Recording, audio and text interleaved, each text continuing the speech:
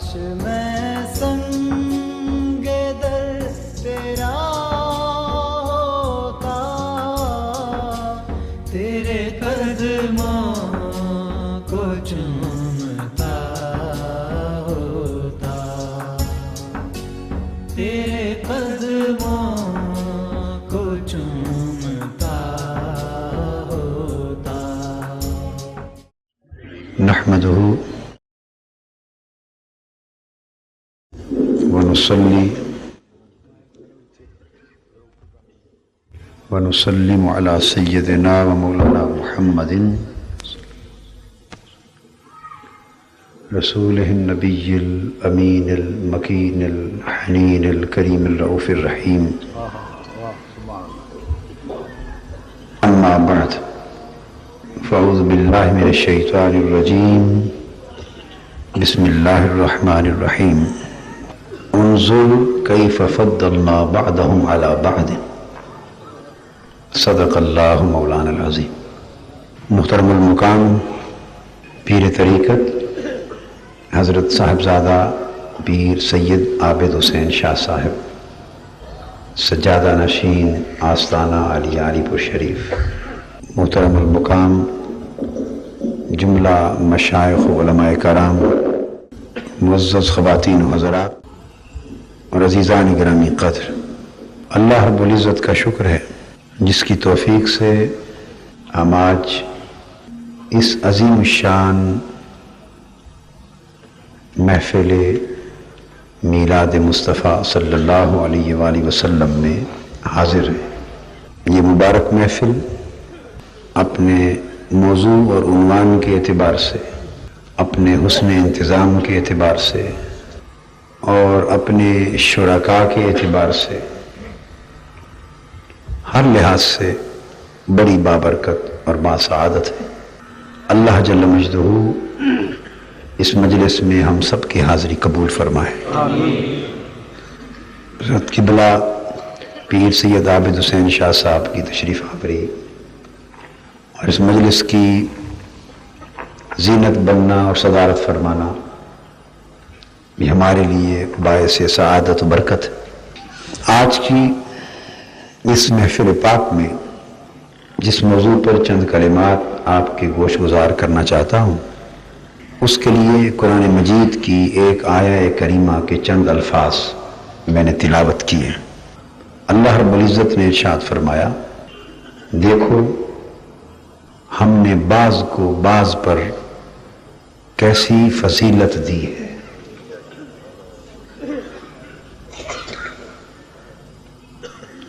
اسی طرح کا مضمون قرآن مجید کے تیسرے پارے کی پہلی آیت کریمہ، فرمایا تلک الرسل فضلنا بعضهم علی بعض، یہ سب رسول ان میں سے بعض کو ہم نے بعض پر فضیلت دی ہے۔ منہم من کلم اللہ، ان رسولوں میں سے کوئی تو ایسا ہے جس سے اللہ نے کلام فرمایا، ورفع بعضهم درجات، اور کوئی ہستی ایسی بھی ہے جس کو سب درجوں میں فضیلت عطا فرمائے۔ الغرض اللہ رب العزت نے قرآن مجید کے مختلف مقامات پر بعض کو بعض پر، بعض انسانوں کو بعض انسانوں پر، بعض نبیوں کو بعض نبیوں پر، بعض رسولوں کو بعض رسولوں پر فضیلت عطا فرمانے کا ذکر کیا ہے۔ اس حوالے سے آج جس نقطے کی میں وضاحت کرنا چاہتا ہوں وہ یہ کہ نبوت و رسالت دو شانوں سے عبارت ہوتی۔ نبی کی ذات اور رسول کی ذات میں اللہ تبارک و تعالی نے دو پہلو اور دو شانیں جمع فرمائی ہوتی۔ کوئی نبی اور کوئی رسول نہ ایسا ہوا ہے نہ ایسا ہو سکتا ہے جس میں دو شانیں بیک وقت جمع اور موجود نہ ہو۔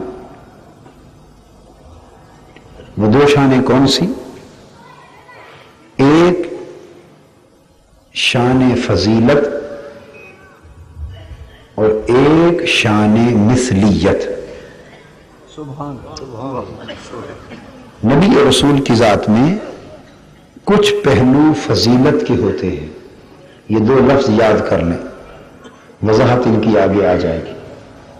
کچھ پہلو فضیلت کے ہوتے ہیں اور کچھ پہلو مثلیت کے ہوتے ہیں۔ فضیلت کہتے ہیں بلند و بالا اور عرفہ و اعلیٰ ہونا۔ فضیلت کا مفہوم ہے دوسروں سے اونچا ہونا، اور مثلیت کا مفہوم ہے دوسروں جیسا لگنا۔ آپ سمجھے؟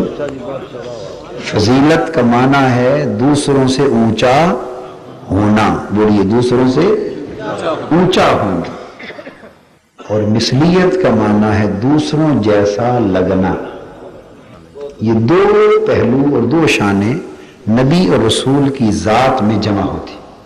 یہ دو شانیں اگر بیک وقت کسی ایک وجود میں اور کسی ایک ذات میں اور پیکر میں نہ ہوں تو وہ نبوت اور رسالت کی شان سے بہرایاب نہیں ہوتی، ممکن ہی نہیں۔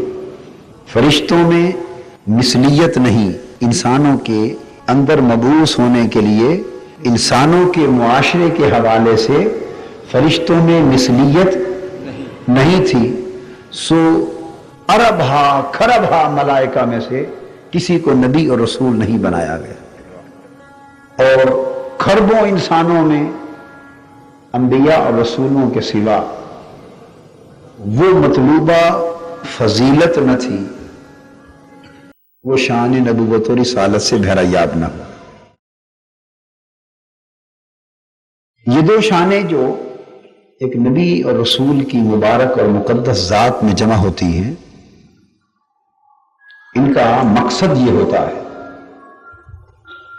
فضیلت کا پہلو نبی کی ذات میں اس لیے رکھا جاتا ہے، فضیلت کا پہلو اس لیے رکھا جاتا ہے کہ جس معاشرے میں نبی مبعوث ہو، جس زمانے میں نبی تشریف لائے، جن انسانوں اور لوگوں کی طرف ان کی بعثت ہو، وہ اس پورے زمانے سے، تمام انسانوں سے اور تمام لوگوں سے افضل، عرفہ، اعلیٰ، بلند اور بالا جانا جائے۔ فضیلت کے پہلو دکھائی دیتے ہیں، ظاہر ہوتے ہیں مختلف شکلوں میں، اور فضیلت کے پہلوؤں کے ظاہر ہونے سے پتہ چل جاتا ہے کہ یہ تمام انسانوں اور تمام لوگوں اور اپنے زمانے کے تمام افراد سے اعلیٰ اور عرفہ ہے۔ اور جب اس کے اعلیٰ اور عرفہ ہونے کا پتہ چلتا ہے اس کی فضیلت کے پہلوؤں کو دیکھ کر، اس کی بلند و بالا اونچی شان معلوم ہوتی ہے، تو اس سے نبی کی ذات کی عظمت کا تصور لوگوں کے دلوں میں بیٹھتا ہے۔ فضیلت دیکھ کر ہی عظمت کا تصور دلوں میں بیٹھتا ہے نا، فضیلت دیکھے بغیر تو عظمت کا تصور نہیں بیٹھتا۔ تو اس کی فضیلتیں دیکھ کر لوگوں کے دلوں میں نبی کی عظمت جاگزی ہوتی، اور جب نبی کی عظمت دلوں میں بیٹھتی ہے، اس سے لوگ نبی کا ادب کرتے ہیں، اور تعظیم پیدا ہوتی ہے دلوں میں، اور تکریم پیدا ہوتی ہے، اور احترام پیدا ہوتا ہے۔ جو جو زیادہ سے زیادہ نبی کی فضیلت سے آشنا ہوتے ہیں، تو نبی کی عظمت دلوں میں بیٹھتی چلی جاتی ہے، اور جو لوگ نبی کی عظمت سے واقف ہوتے چلے جاتے ہیں، تو وہ اس نبی کی ذات مقدس کا ادب، احترام اور تعظیم و تکریم کرتے چلے جاتے ہیں۔ تو فضیلت کا پہلو رکھنے کا منشا یہ ہوتا ہے کہ لوگ نبی کا ادب کریں، نبی کی تعظیم ہو، نبی کی تکریم ہو، نبی کی عظمت لوگوں کے دلوں میں بیٹھ جائے، اور مثلیت ایک جیسا لگنے کا پہلو کیوں رکھا جاتا ہے؟ وہ اس لیے رکھا جاتا ہے کہ اگر نبی انسانی معاشرے میں دوسرے انسانوں جیسی بھرپور زندگی بسر نہ کرے اور بہت سے اعمال و احوال انسانی زندگی کے نبی کی ذات میں دکھائی نہ دے تو لوگ نبی کی پیروی نہ کر سکیں. نبی کی ذات انسانوں کے لیے اسوہ اور نمونہ حیات نہیں بن سکتی. نبی کا کوئی عمل انسانوں کے لیے سنت نہیں بن سکتا اور نبی کی زندگی انسانوں کے لیے سیرت نہیں بن سکتی. اتباع ناممکن ہو جاتی ہے اگر مثلیت نہ ہو،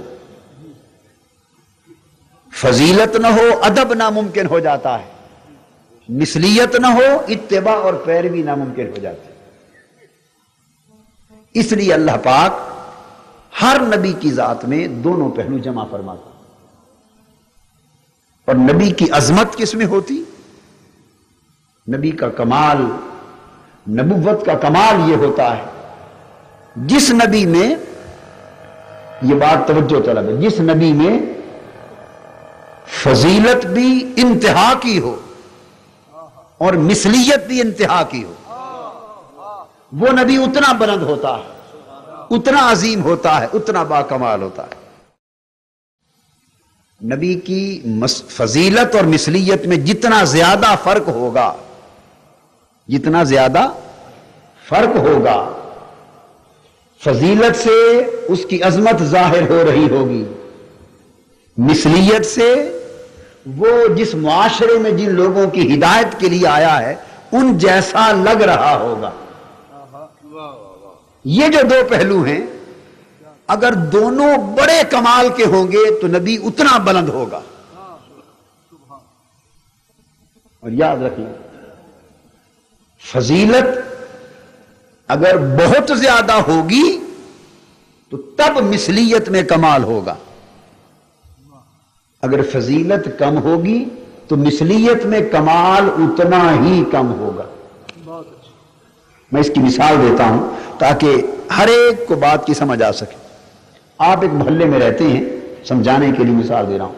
ایک دفتر کا کلرک ہے یا کانسٹیبل ہے پولیس کا، وہ بھی آپ کے ساتھ رہتا ہے، اور محلے کے باقی جو غریب لوگ ہیں، چھوٹا موٹا کام کاج کرنے والے، ان کے ساتھ اٹھتا بیٹھتا، کھاتا پیتا، ان کے دکھوں میں، غموں میں، خوشیوں میں میل ملاپ کرتا ہے اور ان کے ساتھ پورے معاملات میں پورا اترتا ہے. ایک کلرک ہے، کانسٹیبل ہے. آپ لوگوں کو اس کے اس عمل پر اتنا زیادہ تعجب بولی ہوگا؟ کبھی یہ کہیں گے دیکھیے جی، یعنی تھانے میں کانسٹیبل ہے اور ڈی سی افسر میں کلرک ہے مگر عام غریب آدمیوں کے ساتھ بھی اٹھتا بیٹھتا اور کھاتا ہے. کبھی آپ ایسی بات کہیں گے؟ نہیں کہیں گے. اس لیے نہیں کہیں گے کہ عام لوگوں کے ساتھ اٹھتا بیٹھتا کھاتا پیتا ہے، یہ مثلیت کا پہلو ہے. یہ کیا ہے؟ مثلیت کا پہلو ہے. کمال اس لیے نہیں کہ اس کی فضیلت بھی تو کوئی خاص نہیں ہے نا.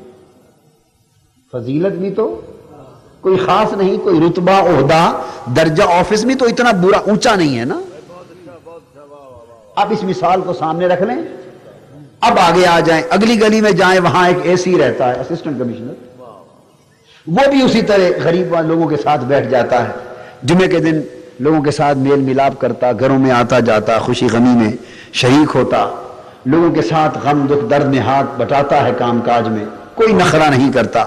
لوگ زمین پر بیٹھے وہ بھی بیٹھ جاتا. یہی کام وہ کلرک بھی کرتا تھا اور وہی کام اس اسسٹنٹ کمشنر نے بھی کیا.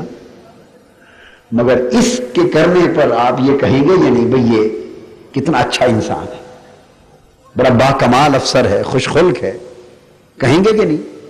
جو کمنٹ آپ اس کے عمل پر دیں گے، کمنٹس، کیا وہ اس کلرک کے عمل پر بھی دیے تھے آپ نے؟ کیوں نہیں دیے تھے؟ اس لیے کہ جو نچلا حصہ ہے مثلیت کا وہ دونوں کا برابر ہے. مثلیت میں دونوں برابر ہیں، فضیلت میں بڑا فرق ہے. وہ فضیلت میں بھی انہی لوگوں سے، وہ 19 تھے تو وہ 20 تھا. اس اس لیے اس کی مثلیت اتنا کمال کا باعث نہ بنی. یہ اگر لوگ 19 تھے تو یہ 25 ہے، 30 ہے، 40 ہے، فرق ہے. اسسٹنٹ کمشنر ہے اپنی تحصیل میں، شہر میں، تو ایک افسر ہے، وہ جب ایک عام غریب آدمی کے ساتھ میل ملاپ رکھتا ہے تو اس کا عمل آپ کی نگاہ میں قابل تعریف اور قابل تحسین گردانا جاتا ہے. تو آپ کہتے ہیں بھئی اتنا بڑا افسر ہو کر چھوٹے عام غریب لوگوں کے ساتھ بھی میل ملاپ رکھتا ہے، تو اس کی فضیلت زیادہ ہوئی، سو اس کی مثلیت میں کمال پایا گیا. آپ سمجھ گئے بات؟ اب آگے آ جائیے. اس کے بعد آپ کے ڈویژن کا کمشنر ہے، یہی عمل وہ کمشنر کر دے تو آپ کی نگاہ میں اے سی کے عمل کے مقابلے میں اس کے عمل کی قدر و منزلت بڑھ جائے گی یا نہیں؟ جی کئی گنا بڑھ جائے گی. اور پھر یہی عمل گورنر یا وزیر اعلیٰ کر دے، اس سے بھی بڑا سربراہ حکومت کا کر دے، تو قدر و منزلت غیر معمولی حد تک بڑھ جائے گی. تو پتہ یہ چلا کہ فضیلت یہ دنیاوی عہدے ہیں، دنیاوی درجے ہیں. فضیلت جتنی اونچی ہوتی چلی جائے اور فضیلت میں بڑا کمال ہو اور پھر مثلیت بھی برقرار رہے، فضیلت میں بڑا کمال ہو اور مثلیت بھی برقرار رہے، تو پھر اس نبی کی جو مثلیت ہے وہ بھی با کمال ہو جاتی ہے. تو فضیلت اور مثلیت میں جتنا فرق بڑھتا چلا جاتا ہے، شخصیت اتنی بلند، بالا، عرفہ، اعلیٰ اور افضل ہوتی چلی جاتی. اور فضیلت و مثلیت میں جتنا فرق گھٹتا چلا جاتا ہے، کم ہوتا چلا جاتا ہے، شخصیت کا رتبہ، کمال اتنا کم تصور ہوتا ہے. اب بلا تشبیہ و بلا مثال اس فضیلت و مثلیت کی بات کو آپ یوں سمجھیں کہ کائنات نبوت میں بہت سے اللہ پاک نے پیکران نبوت پیدا فرمائے، نبی اور رسول بہت پیدا ہوئے، نفس نبوت اور رسالت میں سب برابر ہوئے، مگر درجات میں، مراتب میں، کمالات میں، عظمتوں میں فضلنا بعضهم علی بعض، اللہ پاک نے بڑے فرق رکھے. ان میں فضیلتیں بھی رکھی، ان میں مثلیتیں بھی رکھی. اور وہ کس طرح رکھی؟ یعنی فضیلت یہ رکھی کہ آقا نے ڈوبے سورج کی طرف اشارہ فرمایا، سیدنا علی شیر خدا رضی اللہ تعالیٰ عنہ کی نماز کے لیے سورج غروب کے بعد پلٹ آئے، یہ فضیلت رکھی. 14ویں رات کے چاند کی طرف اپنی انگلی مبارک کا اشارہ کیا، اس کا سینہ چر گیا، پھر اشارہ کیا، کٹا ہوا سورج پھر مل گیا. فضیلت. درختوں کو اشارے فرمائے، وہ اپنی جڑوں کے ساتھ زمین کے سینے چیرتے ہوئے آقا کے قدموں میں سجدہ ریز ہو گئے. فضیلت رکھی. آقا نے کھجور کے خشک تنے سے اپنا حسن سراپا جدا کیا، وہ دھاڑے مار کے رونے لگ گیا. اسے سینے اقدس کے ساتھ لگا کر اس پر دست شفقت رکھا، وہ سسکیاں لے لے کے چپ کر گیا. یعنی مردے میں جان ڈال دی. مجھے مردے کو ہجر اور فراق کی سمجھ بھی دیتی اور وصال کی سمجھ بھی دیتی. یہ فضیلت دی. ابو جہل کے ہاتھ میں کنکریوں پر توجہ کی، کنکریاں کلمہ پڑھنے لگی. فضیلت دی. حضرت جابر کے بچوں کو حکم فرمایا، وہ ذبح ہونے کے بعد پھر حیات ہو گئے. فضیلت رکھی. ایک لوٹے میں، چھوٹے سے برتن میں دست مبارک رکھ دیا، انگلیوں سے پانی کے چشمے بہ گئے، لوٹا ایک رہا، 1500 صحابہ وضو کر گئے. یہ فضیلت رکھی. لعاب دہن کسی کی آنکھ پر لگایا، آنکھیں شفا یاب ہو گئیں. یہ فضیلت رکھی. تو یہ فضیلت کے پہلو رکھے اور مثلیت بھی رکھی. حضور علیہ السلام پیدا ہوئے، آقا کی ولادت ہوئی، مثلیت رکھی. یتیمی گزاری، مثلیت رکھی. بکریاں چرائیں آقا نے، مثلیت رکھی. تجارت کے سفر کیے، مثلیت رکھی. کپڑے پہنے، کھانا کھایا، زخم کھائے، سفر کیے، پتھر کھائے، تیر کھائے، مثلیت رکھی. گھر بار دین کے لیے چھوڑا. کبھی بدر کے میدان میں نظر آئے آقا, کبھی احد کے میدان میں نظر آئے. کبھی رخسار مبارک کفر کی تلوار سے, نیزوں سے, تیر سے زخمی کروائے. کبھی دین کے لیے دندان مبارک شہید کرائے. کبھی خندق کھودتے ہوئے پتھروں کو بطن مبارک پر باندھا. کبھی سجدہ ریز ہوئے اور اپنے صحابہ کی عظمت اور ان کی دفاع کے لیے, دین کی بلندی کے لیے دعائیں کی. کبھی جھنڈے اٹھا کر مکہ فتح کیا, کبھی ہجرتیں کی, کبھی اپنے خون مبارک بہے, کبھی شیب ابی طالب میں 3 سال قید رہے. یہ سب مثلیتیں رکھی. کیا ہیں؟ شادی کی, زوجیت کی زندگی مبارک بسر کی, اولاد ہوئی, یہ ساری مثلیتیں رکھی. کھانا کھایا, نوش فرمایا, پانی پیا, بشری انسانی معاشرتی سماجی زندگی کے حقوق ادا فرمائے, ایک بھرپور زندگی ادا فرمائی. یہ سارے پہلو مثلیت کے رکھے. آپ سمجھ گئے نا؟ تو فضیلت بھی انتہا کی رکھی کامل, مثلیت بھی کامل رکھی. فضیلت جتنی اونچی تھی مثلیت اتنی اکمل تھی, اور مثلیت اور فضیلت دونوں کے کمال اجتماع نے, آپ کے اجتماع کے کمال نے آپ کی نبوت و رسالت کو سب انبیاء کی نبوت و رسالتوں سے افضل کر دیا, اونچا کر دیا. دونوں پہلو رکھے. اب کمال کیا تھا؟ میں نے فرق بتایا. کمال یہ تھا کہ فضیلت اتنی اونچی ہو کہ کائنات کی ساری فضیلتیں نیچے رہ جائیں, اور مثلیت اتنی بلند ہو کہ بڑے بڑے عقل مند اور دانش مند مثلیت کی عظمت اور شان دیکھ کر چکرا جائیں اور بہک جائیں اور مغالطے میں مبتلا ہو جائیں. یہ بہک جانا مثلیت کو دیکھ کر, گمراہ ہو جانا مثلیت کو دیکھ کر, چکرا جانا, غلطی کھا جانا مثلیت کو دیکھ کر, ان کی تو گمراہ ہو جانے کی بدبختی اور نبی کی مثلیت کا کمال تھا. مثلیت کا کمال تھا. اب دونوں میں جتنا فرق ہوگا نبوت و رسالت اتنی بلند ہوگی.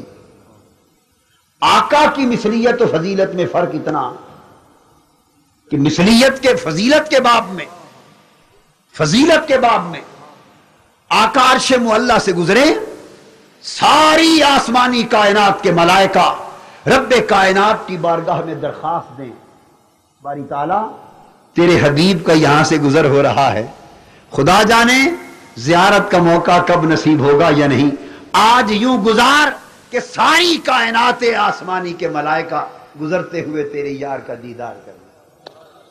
اذ یخشی السدرۃ ما یخشی, آقا گزرے, تمام ملائکہ سدرۃ المنتہا پہ جمع ہو گئے, حضور رکے اور پھر گزر گئے, اور ملائکہ نے ایک لمحہ آقا کے رکنے پر حضور کا دیدار کیا. فضیلت یہ کہ ملائکہ رش کریں اور دیدار کی طلب کریں. فضیلت یہ کہ شب اسراء اور شب معراج آقا کا سراپا آگے گزرے, اور تمام انبیاء جو بشریت کے سردار ہیں ساری بشریت مقتدی بن جائے اور نیچے رہ جائے, اور حضور کا پیک کرے بشری کائنات کو نیچے چھوڑ کر اوپر چلا جائے.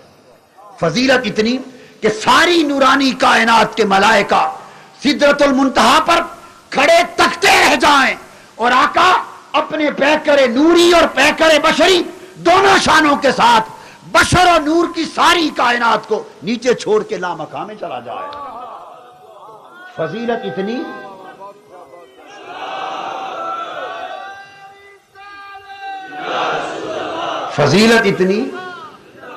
فضیلت اتنی کہ لامکاں پر کعبہ قوسین پر بٹھائے جائیں, اور فضیلت اتنی کہ پھر کعبہ قوسین سے اٹھا کر او ادنا کی آغوش میں سجائے جائیں, او ادنا کی آغوش میں سجائے جائیں, قربت خاص میں بٹھائے جائیں, حریم خاص میں بٹھائے جائیں, دیدار خاص نوازا جائے, کلام خاص عطا کیا جائے, قرب خاص دیا جائے, وصال خاص دیا جائے, جس پر عالم بشریت کو بھی کچھ خبر نہ ہو, عالم نورانیت کو بھی کچھ خبر نہ ہو.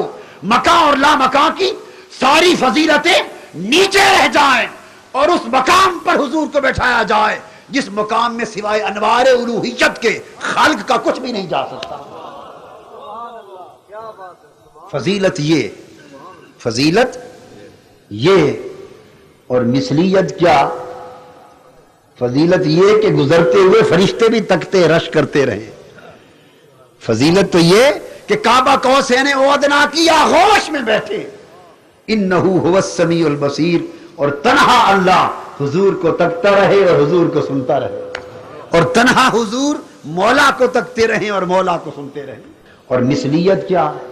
مثلیت یہ کہ آقا مدینہ پاک میں بیٹھے، مدینہ پاک میں بیٹھے، ایک دیوانی عورت آتی، دیوانی عورت، اور آ کے عرض کرتی ہے حضور صلی اللہ علیہ وسلم میرا کوئی کام ہے، آپ میرے ساتھ چلیں، میرا کام کر دیں. مثلیت یہ میرا کام کر دے. آقا اٹھے، ننگے قدم ہیں، قدم مبارک میں ابھی نالین شریف کی نہیں پہنے، دیوانی نے پکڑ لیا. صحیح بخاری میں آتا ہے وہ کعبہ قوسین او ادنا کی رفعتوں پر متمکن ہونے والا حبیب فضیلت میں وہاں نظر آتا ہے، مثلیت میں دیوانی عورت ہاتھ پکڑتی ہے اور آقا کو سارے مدینہ شہر کی گلیوں میں گھماتی. حضور ننگے پاؤں چلتے رہتے، ایک دیوانی امتن کے لیے، امتی کے لیے، اور جا کے بازار میں بٹھا دیتی، کہتی محمد میرے کام کر دو. حضور نہیں دیکھتے کہ میں کعبہ قوسین اور ادنا والا ہوں، اس گلی میں بیٹھ کے اپنے ہاتھ سے دیوانی کے کام کاج کر دو. فضیلت وہ، مثلیت یہ. فضیلت وہ اور مثلیت کا یہ عالم کہ ایک غریب بوڑھی عورت ہے، پتہ چلتا ہے کہ بیمار ہے. آقا صحابہ کرام کو ساتھ لے کر اس کی بستی میں، اس کے گھر، اس کی عیادت کے لیے تشریف لے جاتے، خود بنفس نفیس، اور فرماتے ہیں جب یہ فوت ہو جائے تو مجھے اطلاع کرنا، اس کا جنازہ بھی میں خود پڑھاؤں گا. کیونکہ بے سہارا غریب عورت ہے. امیروں کے جنازے تو ہر کوئی پڑھنے جاتا ہے، غریبوں کے ہاں کوئی نہیں جاتا، تو میں جاؤں گا تاکہ میری خاطر باقی دنیا بھی جائے. رات کو فوت ہو گئی وہ خاتون.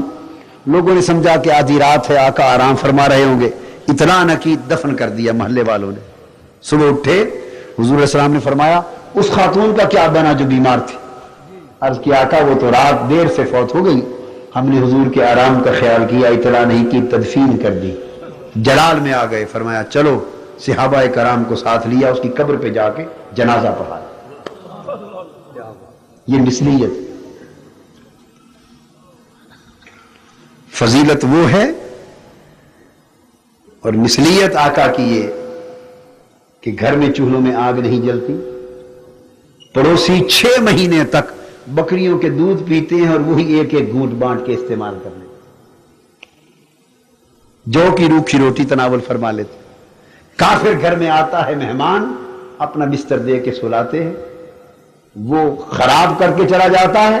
سیدنا صدیق اکبر کو فرماتے ہیں ابو بکر تو پانی انڈیل، میں بستر خود صاف کرتا ہوں. فضیلت وہ، مثلیت یہ. کافر آتا ہے، گھر رہتا ہے، پوچھتے ہیں بھئی تمہیں بھوک ہے؟ ہاں. اپنے دست مبارک سے بکریوں کا دودھ دوہتے ہیں اور دودھ دو کر اسے اپنے ہاتھ سے پیش کر کے پلاتے ہیں. کہاں کعبہ قوسین پہ رب اپنے دست قدرت سے آقا کو کھلا پلا رہا ہے، اور کہاں ہر رات فرمایا اس حال میں بسر کرتا ہوں کہ میرا رب مجھے کھلاتا پلاتا. جب فضیلت کے مقام پر بیٹھتے ہیں رب کھلاتا پلاتا ہے، جب مثلیت کے مقام پر آتے ہیں اپنے دست مبارک سے بکریوں کے دودھ دوتے ہیں. وہ فضیلت ہے، یہ مثلیت ہے. اسی فضیلت و مثلیت کی جو انتہا ہے وہی نبوت کا کمال ہے، وہی رسالت کا کمال ہے. یہ بات آپ سمجھ گئے نا؟ اب یہاں آگے بڑھنے سے پہلے ایک خاص چیز، وہ بھی مثال کے ذریعے سمجھاتا ہوں. اللہ پاک نے فضیلتیں بھی عطا کر دی، مثلیتیں بھی عطا کر دی، مگر اب یاد رکھ لیں ایمان اور گمراہی، ایمان اور گمراہی بھی اسی نقطے میں ہے. جس نے نبی کی فضیلت اور مثلیت کے فرق کو اور راز کو صحیح سمجھ لیا وہ مومن ہو گیا. جس نے فضیلت اور مثلیت کے راز کو صحیح سمجھ لیا وہ ہدایت پا گیا. जिसने मिसलियत और फजीलत के राज को समझने में ठोकर खाई वो गुमराह हो गया, जिसने इस राज को सही पा लिया वो हिदायत पा गया, जिसने इस फजीलत और मिसलियत के राज को तवाजुन को समझने में ठोकर खाई वो गुमराह हो गया। इस बात को अब एक मिसाल से समझाता हूं ताकि पूरा मजमून उसकी बुनियाद आपके ज़हन में बैठ जाए।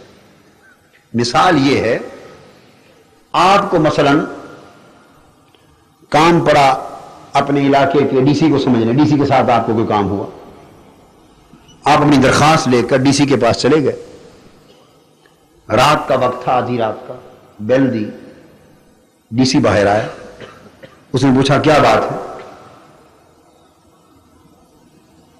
आप घबराए थोड़े थोड़े कांपते हुए कहा जी एक जरूरी काम था, रात को आपको तकलीफ दी बेवक्त, मैं ये दस्तखत कर दे। उसने कहा भाई ये कोई वक्त तो नहीं है काम करवाने का, दफ्तर में आया करो, औकात मुलाकात के कामकाज के वहां होते हैं। चलो ठीक है, अब आप आ गए। उसने दस्तखत कर दिया और कहा कि आइंदा इस वक्त बेवक्त आके तंग ना करना, हर काम का एक वक्त होता है, वक्त पर आया करो। काम भी कर दिया, तलकीन नसीहत भी कर दी, थोड़ी तंबीह भी कर दी और फिर अंदर घर चला गया। आप वापस आए, हजरत मौलाना अब्दुल अजीज चिश्ती साहब ने आपसे पूछा भाई बड़े आदमी, बड़ा अफसर था डीसी, उसके पास गए थे मिलने के लिए, बताओ कैसा पाया?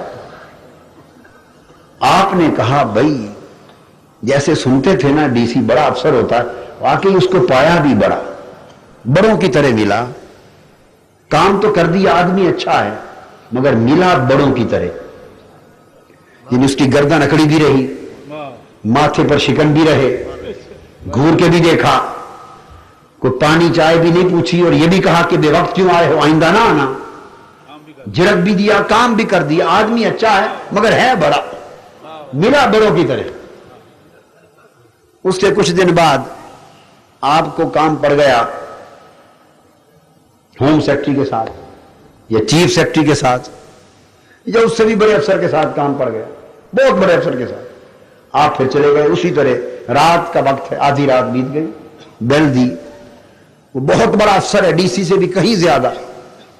आपने उससे जाके कहा, वो बाहर निकला, उसने आपको सलाम किया, अब थोड़ा समझते हैं जुमले, सलाम करके पूछा भाई आपने इस वक्त आधी रात तकलीफ फरमाई, क्या काम है? आपने बड़ी तकलीफ की इस वक्त। आपने कहा आधा डर आपका ये जुमला सुनते ही दूर हो गया, आधा डर। आपने कहा जी काम था इस वक्त आपको तकलीफ दी। उसने कहा नहीं भाई नहीं, कोई तकलीफ की बात नहीं, मैं ड्राइंग रूम खोलता हूं, आप जरा तशरीफ रखिए। उसने आपके लिए ड्राइंग रूम खोला, आधी रात बिठाया, बकाया डर भी थोड़ा सा कम हो गया। फिर उसने पूछा अच्छा आप बताएं ठंडा पिएंगे या गर्म, चाय पिएंगे या ठंडा? आपका बकाया डर जो रह गया था वो भी उतर गया। आपने कहा नहीं जी भाई ये तकलीफ ना फरमाएं, बस काम छोटा सा है कर देने, भी काम भी हो जाएगा, पहले पानी क्या पिएंगे? आपने पानी मांगा, ठंडा उसने ला के मशरूब पेश किया, सेवन अप दी, अपने हाथ से डाल के आपको पिलाया, आपने पी लिया। उसके बाद उसने कहा अब फरमाइए क्या हुक्म है? आपने दरखास्त आ गई थी, उसने दस्तखत करके ऑर्डर कर दिए। उसके बाद पूछा मजीद कोई काम और कोई खिदमत? आपने कहा नहीं जी बड़ा शुक्रिया। उसने कहा अच्छा देखिए मैं आपका खादिम हूं, आपका भाई हूं, आप ही में से हूं, आपकी खिदमत के लिए हूं, आप ही की तरह हूं, आपकी खिदमत पर मामूर हूं। जिस वक्त कोई काम पड़े, दिन हो या रात, घबराया न करें, मेरे पास आ जाया करें, मैं आपका भाई हूं, आपकी खिदमत के लिए। ये बातें करके रुखसत कर दी। आप बगले बजाते बड़े खुश वापस आए। अल्लामा चिश्ती साहब फिर मिले और पूछा भाई एक बहुत बड़े अफसर, डीसी से भी 10 गुना बड़े अफसर के पास गए थे, बहुत बड़े आदमी के पास गए थे, बताओ उसको कैसा पाया? आप अब जवाब में कहीं यार सुनते तो थे कि बहुत बड़ा आदमी है, वो बड़ाई वाली बात तो कोई नहीं देखी उसने, काम तो उसने कर दिया, सुना तो था कि बहुत बड़ा अफसर है। जैसे वो पहले वाला मिला था ना बड़ों की तरह, ये तो बड़ों की तरह नहीं मिला, ये तो बार बार कहता था मैं आपका खादिम हूं और मैं आपका भाई हूं और आप ही की तरह हूं और आपकी खिदमत के लिए हूं, और अपने हाथों से पानी मुझे पिलाता था और कुर्सी उसने बिछा दी, रात को कमरे में बिठाया, काम भी किया और कहता था जब जिस वक्त काम हो, दिन हो, रात हो, बेधड़क आ जाया करे। तो बड़ों वाली बात नहीं देखी। اگر آپ اس کے عمل پر یہ تبصرہ کریں کہ بڑوں والی بات نہیں دیکھی تو پھر آپ کی سوچ پر انا للہ و انا الیہ راجعون۔ نادان اگر اس شخص کے عمل کو دیکھ کر تجھے اس میں بڑائی نظر نہیں آئی تو اس کا مطلب یہ ہے تجھے پتہ ہی نہیں بڑائی کہتے کسے، تمہیں ابھی تک بڑائی کی خبر نہیں، عظمت کی خبر نہیں۔ وہ جس کی گردن اکڑی رہی اور اس کی اکڑی گردن کو، ماتھے کی شکن کو، غیر متواضع رویے، متکبرانہ رویے کو، جس نے اپنا بڑا ہونا دکھایا اور تم نے بڑا سمجھا، وہ بڑا نہ تھا، وہ نیچا تھا، وہ چھوٹا تھا، اس میں بڑائی ابھی اندر سمائی نہیں تھی۔ اور یہ جو بہت بڑا افسر جس نے اتر کر نزول کر کے تجھ سے تیرا جیسا ہو کے ملا تھا، بہت بڑا، بہت بڑا، وہ 100 ڈیسیوں سے بھی بڑا تھا، 100 ڈیسیوں سے بھی بڑا تھا، بہت بڑا تھا، مگر جب تجھ سے ملا تو تیرے جیسا ہو کے ملا، تاکہ تیرا ڈر ختم ہو جائے، تیری جھجک ختم ہو جائے اور تو اپنا مدعا کھل کے کہہ سکے اور تو اس کے قریب ہو جائے، وہ تیرے قریب ہو جائے۔ اور اس نے جو تواضع، پیار اور محبت سے تجھ سے بات کی اور تو نے سمجھا کہ یہ بڑا نہیں، بڑائی اس کو نہیں کہتے جس کی گردن اکڑی رہے، بڑائی اس کو کہتے ہیں کہ تجھ میں اور اس میں ہو کروڑوں کوسوں کا فرق، جب ملے تو فرق دکھائی نہ دے، ملے تو فرق دکھائی نہ دے، جو فرق مٹا کے ملے اور تجھ سے تیرا جیسا ہو کے ملے، اصل بڑا وہ ہے، اور جو فرق دکھا کے ملے وہ بڑا نہیں، چھوٹا ہے۔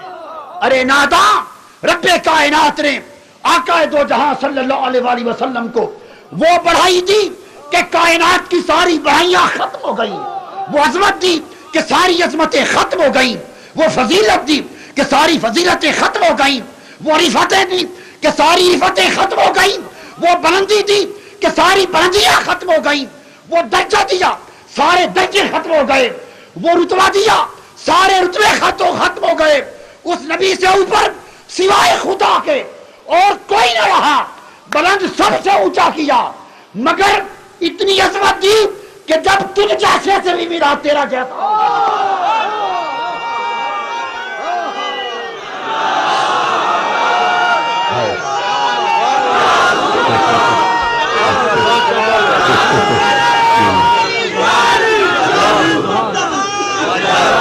جب دیہاتوں سے آنے والے بدوؤں سے ملا تو ان کو کوئی فرق نظر آیا، ان جیسا ہو کے ملا۔ جب شعراء سے ملا، ادبا سے ملا، ان جیسا ہو کے ملا۔ قریشیوں سے ملا، ان جیسا ہو کے ملا۔ یتیموں سے ملا، ان جیسا ہو کے ملا۔ غریبوں سے ملا، ان جیسا ہو کے ملا۔ الغرض تھا تو وہ کہ عرشی اور نوری بھی اس کے برابر نہ تھے، مگر جب خاکیوں سے ملا تو یوں ملا کہ میں تمہارے جیسا ہوں، تاکہ فرق نظر نہ آئے اور ہر کوئی آ کے اس کی چٹائی پہ اس کے قریب بیٹھ جائے، اس سے اپنا ماجرا کہہ دے، اپنا دکھ کہہ دے، اپنا درد کہہ دے، ہر کوئی بے جھجک اپنی جولی پھیلا دے اور وہ ہر ایک کی جولی میں خیرات ڈالتا چلا جائے۔ تو اس نبی نے جب اپنی کمال عظمت کا مظاہرہ کر کے اور ادنا کی عظمتوں سے اتر کر غریب ادنا انسان کو اس کے نزول کی شان کے ساتھ اس کے قریب اتر کے جب اس سے کلام کیا تو کتنا بدبخت ہوگا وہ شخص جو اس شان مثلیت کے آئینے میں دیکھے اور یہ سمجھ بیٹھے کہ نبی تو میرے جیسا ہے، وہ تو میرے جیسا تھا، بس اتنا فرق تھا جیسے چھوٹا بھائی اور بڑا بھائی ہوتا ہے، وہ یہی فرق تھا جیسے پنڈ کا عام آدمی اور چودھری ہوتا ہے۔ کتنی بدبختی ہوگی کہ جسے یہ سمجھ نہ آئی کہ یہ بڑائی تھی، یہ عظمت تھی، یہ فضیلت تھی، ارے یہی تو تیرے جیسا نہ ہونا تھا، یہی تو تیرے جیسا نہ ہونا تھا کہ اتنا اونچا ہو کر تیرے جیسا ہو کے ملا۔ اسی سے تو پتا چل رہا تھا کہ وہ تیرے میرے جیسا نہ تھا، ہائے ہائے، کسی جیسا نہ تھا اور پھر سب جیسا ہو کے ملا، سب جیسا ہو کے ملنے سے پتا چلا کہ وہ کسی جیسا نہ تھا، سب جیسا ہو کے ملنے سے ہی تو پتا چلا کہ وہ کسی جیسا نہ تھا۔ اتنا اتنا بڑا ہو اور اس طرح ملے، کون ایسا کرتا ہے؟ جس کے تلووں کو عرش ترسے، وہ فرش کے اوپر بھی ننگے تلوے چلے، کون ایسا کرتا ہے؟ جن گلیوں میں اس کے قدم لگے ان گلیوں کی قسمیں رب کھائے، ان گلیوں کی قسمیں، لا اقسم بہذا البلد وانت حل بہذا البلد، فضیلتوں کا یہ عالم ہو، وہ پھر عام انسانوں سے ان جیسا ہو کے ملے، اصل عظمت تو اسی میں تھی۔ حاضرین محترم، یہ بنیادی نقطہ فضیلت اور مثلیت کا سمجھایا، بس جو اس راز کو سمجھ گئے وہ ہدایت پا گئے، جو اس راز میں بھٹک گئے وہ گمراہ ہو گئے۔ ایک بڑی ڈیلیکیٹ نقطہ تھا، اسی میں ساری چیز تھی۔ اب آگے جو سمجھانا چاہتا ہوں سن لیں۔ ایمان اور کفر، ہدایت اور گمراہی، ہر چیز کا دار و مدار نبوت اور رسالت کی نسبت صحیح عقیدے یا غلط عقیدے میں۔ رسالت پر عقیدہ صحیح ہوا، یہی ہدایت، ہر چیز کا مدار اس میں۔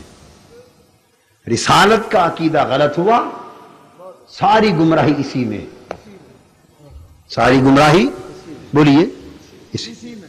انحصار یاد رکھنا اس پر، جس کو کہتے ہیں نا فائنل کوسچن، کیا فائنل، جس پر ڈیسیژن ہو جائے گا وہ یہ۔ حضور علیہ السلام نے اس مدعے کو حل فرما دی۔ قبر میں کتنے سوال ہوتے ہیں؟ کتنے؟ 3 سوال ہوتے ہیں، اس میں تو کوئی اختلاف نہیں۔ پہلا سوال ہوتا ہے، پوچھا جائے گا من ربک، تیرا رب کون ہے؟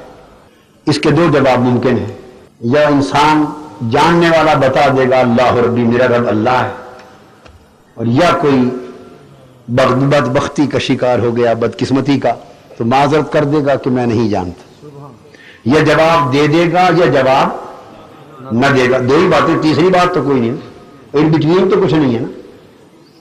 اب جو میں بات کہنا چاہتا ہوں، اگر اس نے رب کو پہچان لیا تو جواب آ گیا، رب کو نہ پہچان سکا تو جواب رہ گیا۔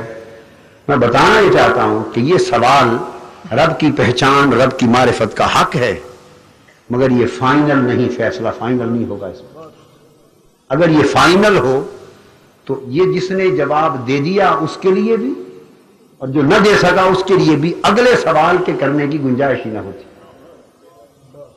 فیصلہ کن جواب آ جانے کے بعد اگلے سوال کی ضرورت بولیے نہیں۔ جب اس نے پہچان لیا اللہ ربی اور یہ فیصلہ کن ہوتا تو اس سے بھی آگے پوچھنے کی ضرورت نہیں۔ اللہ کو پہچان لیا، بس بات ختم ہو گئی، تیرے لیے جنت۔ اور جس نے رب کو نہیں پہچانا اس سے اور کیا پوچھنا؟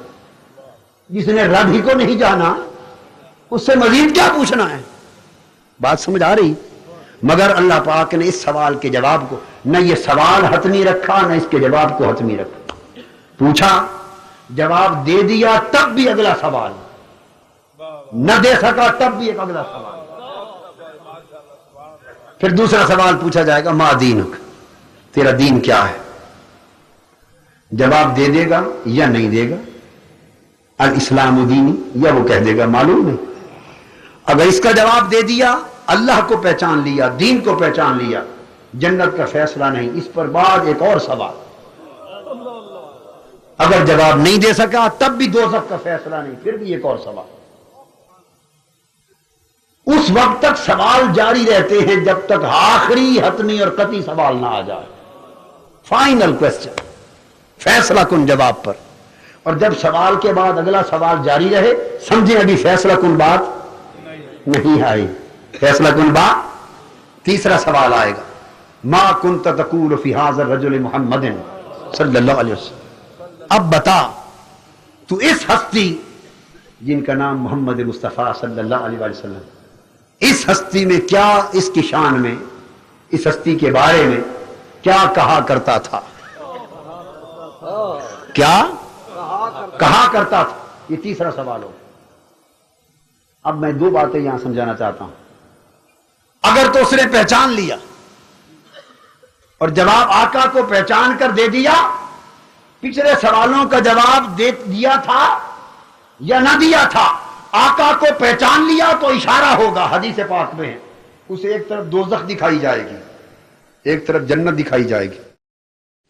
اور فرمایا جائے گا قبر والے اگر تو اس حبیب کو نہ پہچانتا اور حضور علیہ الصلوۃ والسلام کی نبوت اور رسالت کا عقیدہ صحیح نہ بتا سکتا تو تیرا ٹھکانہ دیکھ یہ سامنے دوزخ ہے اس میں ہوتا، مگر اس حبیب کو پہچاننے کے نتیجے میں رب نے تیرا ٹھکانہ دوزخ سے بدل کر جنت بنا دیا۔ فائنل ڈیسیژن حضور کو پہچاننے پر ہوگا، اور اگر نہ پہچان سکا تو نہیں پوچھا جائے گا کہ پہلوں کا جواب دیا تھا یا نہیں۔ حبیب کو نہیں پہچانا، فرمایا لے جاؤ دوزخ میں، وہیں سے کوڑوں کا عذاب شروع ہو جائے گا۔ تو جو بات بتانا چاہتا، اور بعض حدیثوں میں صحیح بخاری میں اٹھا کے دیکھ لیجئے، بعض میں صرف ایک ہی سوال کا ذکر ہے، صرف ایک، تین کا ذکر ہی نہیں، صرف ایک کا، اور وہ صرف حضور علیہ السلام کی پہچان کا۔ بس آپ حدیثیں اٹھا کے بخاری مسلم پڑھیے، ترمذی پڑھیے، مشکات شریف دیکھیے، عذاب قبر کی حدیث ہے، بعد میں صرف آقا کا ایک سوال۔ اس پر محدثین نے ایک بات تطبیق کی، وہ تطبیق سر آنکھوں پر حق ہے۔ میں ایک اور نقطہ عرض کرنا چاہتا ہوں، محدثین نے تطبیق یہ کی کہ چونکہ ایک روایت میں تین کا ذکر آ گیا اور ایک میں ایک کا ذکر آ گیا، اصول حدیث میں سے ہے، ایک حدیث میں کم چیزوں عدد کا ذکر ہو اور ایک میں زیادہ کا، تو زیادہ کا اعتبار کیا جائے گا، کم اس میں شامل ہوتا ہے، یعنی وہ مذاکرہ ہوگا، کسی چیز کی نسبت میں ایک کا ذکر فرما دیا اور اس کا مطلب باقی دو سوالوں کی نفی نہیں۔ محدثین نے جواب یہ دیا اور یہ جواب حق ہے، مگر یہاں ایک اور تطبیق میں کرنا چاہتا ہوں۔ وہ تطبیق یہ ہے کہ کسی ایک جگہ فقط ایک سوال بتایا، بعض حدیثوں میں تین سوال آئے، تین کا بتانا بھی حق، ایک کا بتانا بھی حق۔ فرق یہ سمجھایا جا رہا تھا کہ سوال تو تین ہی ہوں گے مگر فیصلہ کن سوال یہی ایک ہوگا۔ سوال تو تین ہی ہوں گے مگر فیصلہ کن سوال جس پر قبر اور تیرے مقدر کا فیصلہ ہو جائے گا وہ یہی ایک ہوگا کہ حضور کی نبوت اور رسالت کے بارے میں عقیدہ کیا تھا۔ جو اس راز کو پا گیا وہ دنیا اور آخرت میں فلاح پا گیا، جو اس راز کو سمجھنے میں بھٹک گیا اس کی دنیا بھی برباد ہو گئی، آخرت بھی برباد ہو گئی۔ اور پوچھا کیا جائے گا؟ پوچھا جائے گا ما کنت تقول فی حق ھذا الرجل وفی روایت ما کنت تقول فی ھذا الرجل محمد صلی اللہ علیہ وسلم، اس ہستی کے بارے میں جن کا نام محمد صلی اللہ علیہ وسلم ہے تو کیا کہا کرتا تھا۔ عربی کا قاعدہ ہے کانا جب مضارع پر داخل ہوتا ہے تو ماضی استمراری کا فائدہ دیتا ہے، تو کنت تقول، ما کنت تقول، اس کا معنی یہ نہیں کہ تو کیا کہتا ہے، یہ نہیں پوچھا جائے کہ بتا اب تیرا کیا عقیدہ ہے اس ہستی کے بارے میں، اب تو کیا کہتا ہے، یہ نہیں پوچھا۔ ما کنت تقول، اب کی بات چھوڑ، اب تو ان کی شانیں ساری آنکھوں کے سامنے، اب تو ہر کوئی دیکھ رہا ہے مرنے سے پہلے کیا کہا کرتا تھا، جب زندگی میں تقریریں کرتا تھا میرے حبیب کا ذکر کس طرح کرتا تھا، فضیلت سے کرتا تھا یا مثلیت سے کرتا تھا۔ ما کنت تقول، جب کتابیں لکھنے کا دور تھا تیرا، کتابوں میں میرے حبیب کی شان کیسے لکھتا تھا، واعظ میں کیسے بولتا تھا، بیان کیسے کرتا تھا، درس میں کیسے ذکر کرتا تھا، تدریس میں جب میرے حبیب کی بات آتی تو تیرا ذکر حضور کی شانوں کی طرف جاتا تھا یا کمتی کی طرف جاتا تھا۔ ما کنت تقول، بتا زندگی میں کیا کہتا تھا۔ آج اگر تو پڑھ لے میرے حبیب کے علم بیان کرتا تھا یا معاذ اللہ لا علمیہ نکالتا تھا، نبی کے تصرف نکالتا تھا یا کمزوریاں نکالتا تھا، نبی کی عظمتیں نکالتا تھا یا معاذ اللہ کمیاں نکالتا تھا، بتا زندگی میں کیا کہا کرتا تھا۔ اور اگر آج تو سمجھ گیا تو آج کا ایمان قبول نہیں۔ وہ فرعون نے بھی جب متلاطم سمندر میں گر کر موت کو آنکھوں کے سامنے رقصا دیکھا اور بچنے کا کوئی چارہ نہ رہا، فرعون بھی پکار اٹھا، میں حضرت موسیٰ اور ہارون کے رب پر ایمان لایا۔ اللہ نے فرمایا کہ اب کا ایمان لانا قبول نہیں، ایمان اس وقت لاتا جب تو نے موت دیکھی نہ تھی، اب تو موت سامنے ہے، اب ایمان لایا تو کیا لایا۔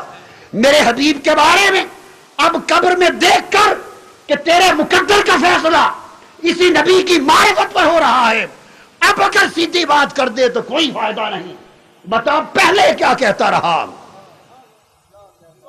اسی لیے اعلی حضرت نے فرمایا آج لے ان کی پناہ، آج مدد مانگ ان سے، آج لے ان کی پناہ، آج مدد مانگ ان سے، کل نہ مانیں گے قیامت کو اگر مان گیا،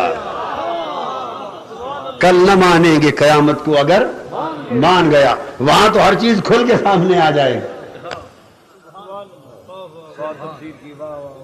ہر چیز کھل کے سامنے آ جائے گی۔ وہاں کا مانا ہوا کام، وہ ایک حکایت ہے، حکایت زبیدہ خاتون اپنے شوہر ہارون رشید کے ساتھ گزر رہی تھی دریا دجلہ کے کنارے، بس ایک حکایت ہے نکتہ سمجھانے کے لیے۔ حضرت بہلول دانا رحمۃ اللہ علیہ ایک مجذوب ہو گزرے، بیٹھے تھے دریا دجلہ کے کنارے، گیلی مٹی کے گھروندے بنا رہے تھے۔ زبیدہ خاتون اتر آئی، ہارون رشید بھی اتر آیا، پوچھا بابا بہلول کیا بنا رہے ہو؟ مجذوب تھے، فقیر تھے، فرمایا جنت میں گھر بنا رہا۔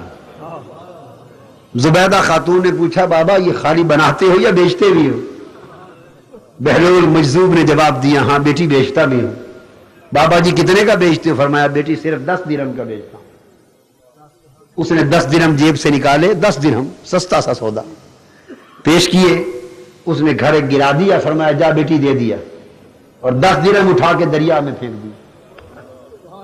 واپس پلٹ آئے، ہارون رشید سارا راستہ مذاق کرتا رہا بیوی کا، بھئی ایسے مجذوبوں کے گروندوں سے جنت میں تھوڑے مکان ملتے ہیں، عورتیں ضعیف الاعتقاد ہوتی ہیں، وہمی ہوتی ہیں، 10 درہم بھی برباد کیے، کسی غریب کو دیتے صدقہ کرتی تو کام آتے، وہ بھی دریا میں چلے گئے، اور مکان اس طرح تو نہیں ملتے جنت میں۔ زبیدہ خاتون نے کہا چلو میرے 10 درہم گئے، تیرا تو کچھ نہیں گئے، خیر ملے گا تب بھی میرا، نہ ملا تب بھی میرا۔ رات کو سوئے، رات کو خواب آیا، ہارون رشید نے دیکھا کہ جنت کا سما ہے اور ایک عظیم الشان مکان، ایک محل سامنے، اور آگے ہو کے دیکھتا ہے تو لکھا ہے زبیدہ خاتون کا گھر ہے۔ وہ تیزی سے اندر جانے لگا، میری بیوی کا گھر ہے۔ بواب نے، دربان نے پکڑ لیا، صاحب جی کتنے چلے ہو؟ بھئی میری بیوی کا گھر ہے، اندر جا رہا ہوں۔ انہوں نے کہا نہیں یہ دنیا نہیں ہے جنت، جس کا گھر ہے وہی جائے گا، جس کا گھر ہے وہی جائے گا۔ اس نے جو بازو پکڑا نا خواب میں تو آنکھ کھل گئی، زبیدہ خاتون کو اٹھایا، کہا زبیدہ کل والے بابے کے پاس پھر لے چلے۔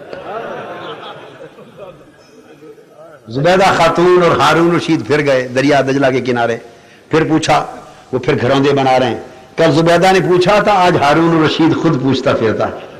آگے پوچھا بابا جی کیا بناتے ہیں؟ دیکھ کے فرمایا بیٹا جنت میں گھر بنا رہا ہوں۔ بابا جی بیچتے ہیں؟ ہاں بیچتا ہوں۔ آج کتنے کا بیچتے ہیں؟ فرمایا 10,000 دینار کا بیچتا ہوں، 10,000 دینار کا بیچتا ہوں۔ حیران کہنے کہ اتنی مہنگائی، تو پاکستان سے بھی بڑھ گیا معاملہ۔ یہ تو بولیے نا، پاکستان سے بھی بڑھ گیا معاملہ، اتنی مہنگائی۔ یہی اسے سمجھا کہ پاکستانی حکومت نے تو نہیں چارج دے دیا آ کے یہاں، ایک دن میں 10 درہم سے 10,000 دینار، اتنی مہنگائی۔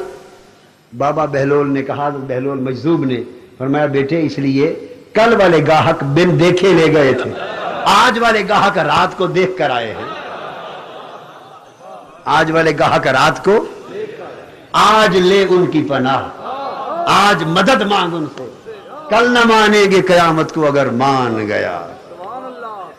آج کا ماننا کام آئے گا، قبر کا اور قیامت کے دن کا ماننا کام، وہاں تو ہر چیز آنکھوں کے سامنے آ جائے گی۔ عسیٰ ان یبعثک ربک مقاما محمودا، وہاں تو تخت اللہ کا ہوگا، عرش الہی پر اللہ پاک کے داہنی جانب کرسی پر مصطفیٰ جلوہ افروز ہوں گے، جلوہ افروز ہوں گے، حضور کی اللہ کی بارگاہ میں مہمان خصوصی ہوں گے۔ تو کل تو ہر کوئی دیکھ لے گا، اس لیے اس وقت کا ماننا کام نہیں آئے گا، آج ایمان بالغیب بن دیکھے ماننا کام آئے گا۔ تو میں نکتہ یہ سمجھا رہا تھا کہ فائنل کوسچن، فیصلہ کن ایمان رسالت کا ہے، فیصلہ کن ایمان رسالت کا ہے۔ توحید کا ایمان بھی اسی سے معتبر ہے، یہ نہیں تو وہ بھی معتبر نہیں. آپ نقطہ سمجھے ہیں نا, اس پر توجہ رکھا کریں. آج ایک ایسا تصور دین دیا جا رہا ہے جس میں رسالت کی جو حیثیت اور ذات رسالت مآب صلی اللہ علیہ وسلم کی حیثیت کو کم کر کے تصور دین کو خالص توحید بنایا جا رہا ہے. ہائے ہائے ہائے, توحید خالص نہیں ہو رہی, ایمان نکلتا جا رہا ہے. دیکھیے جب حضور علیہ السلام نے کافروں کو جمع فرمایا, مشرکوں کو کافروں کو مکہ میں جمع فرمایا, تو آپ کو یاد, آپ سب نے سن رکھا ہے یہ واقعہ اور پڑھ رکھا ہے, میں اس میں سے خاص توجہ دلانا چاہتا ہوں. حضور علیہ السلام نے فرمایا کافروں اور مشرکوں کو سب سے پہلی بار جب پہلی دعوت توحید کی پیش فرمائی, فرمایا لوگوں بتاؤ, اگر میں تمہیں کہوں کہ اس پہاڑ کے پیچھے سے لشکر آ رہا ہے اور لشکر تم پر حملہ کر دے گا, تو کیا تم میری بات مان لو گے؟ یہ سوال کیا تھا کہ نہیں؟ سب نے سنا پڑھا ہے, سب نے سنا بھی ہے پڑھا بھی ہے, مگر سمجھا نہیں. میں عوام الناس کی, اپنے جیسے لوگوں کی بات کر رہا ہوں, علماء مشائخ کی نہیں. سمجھا نہیں ہے, لوگوں نے سمجھا نہیں.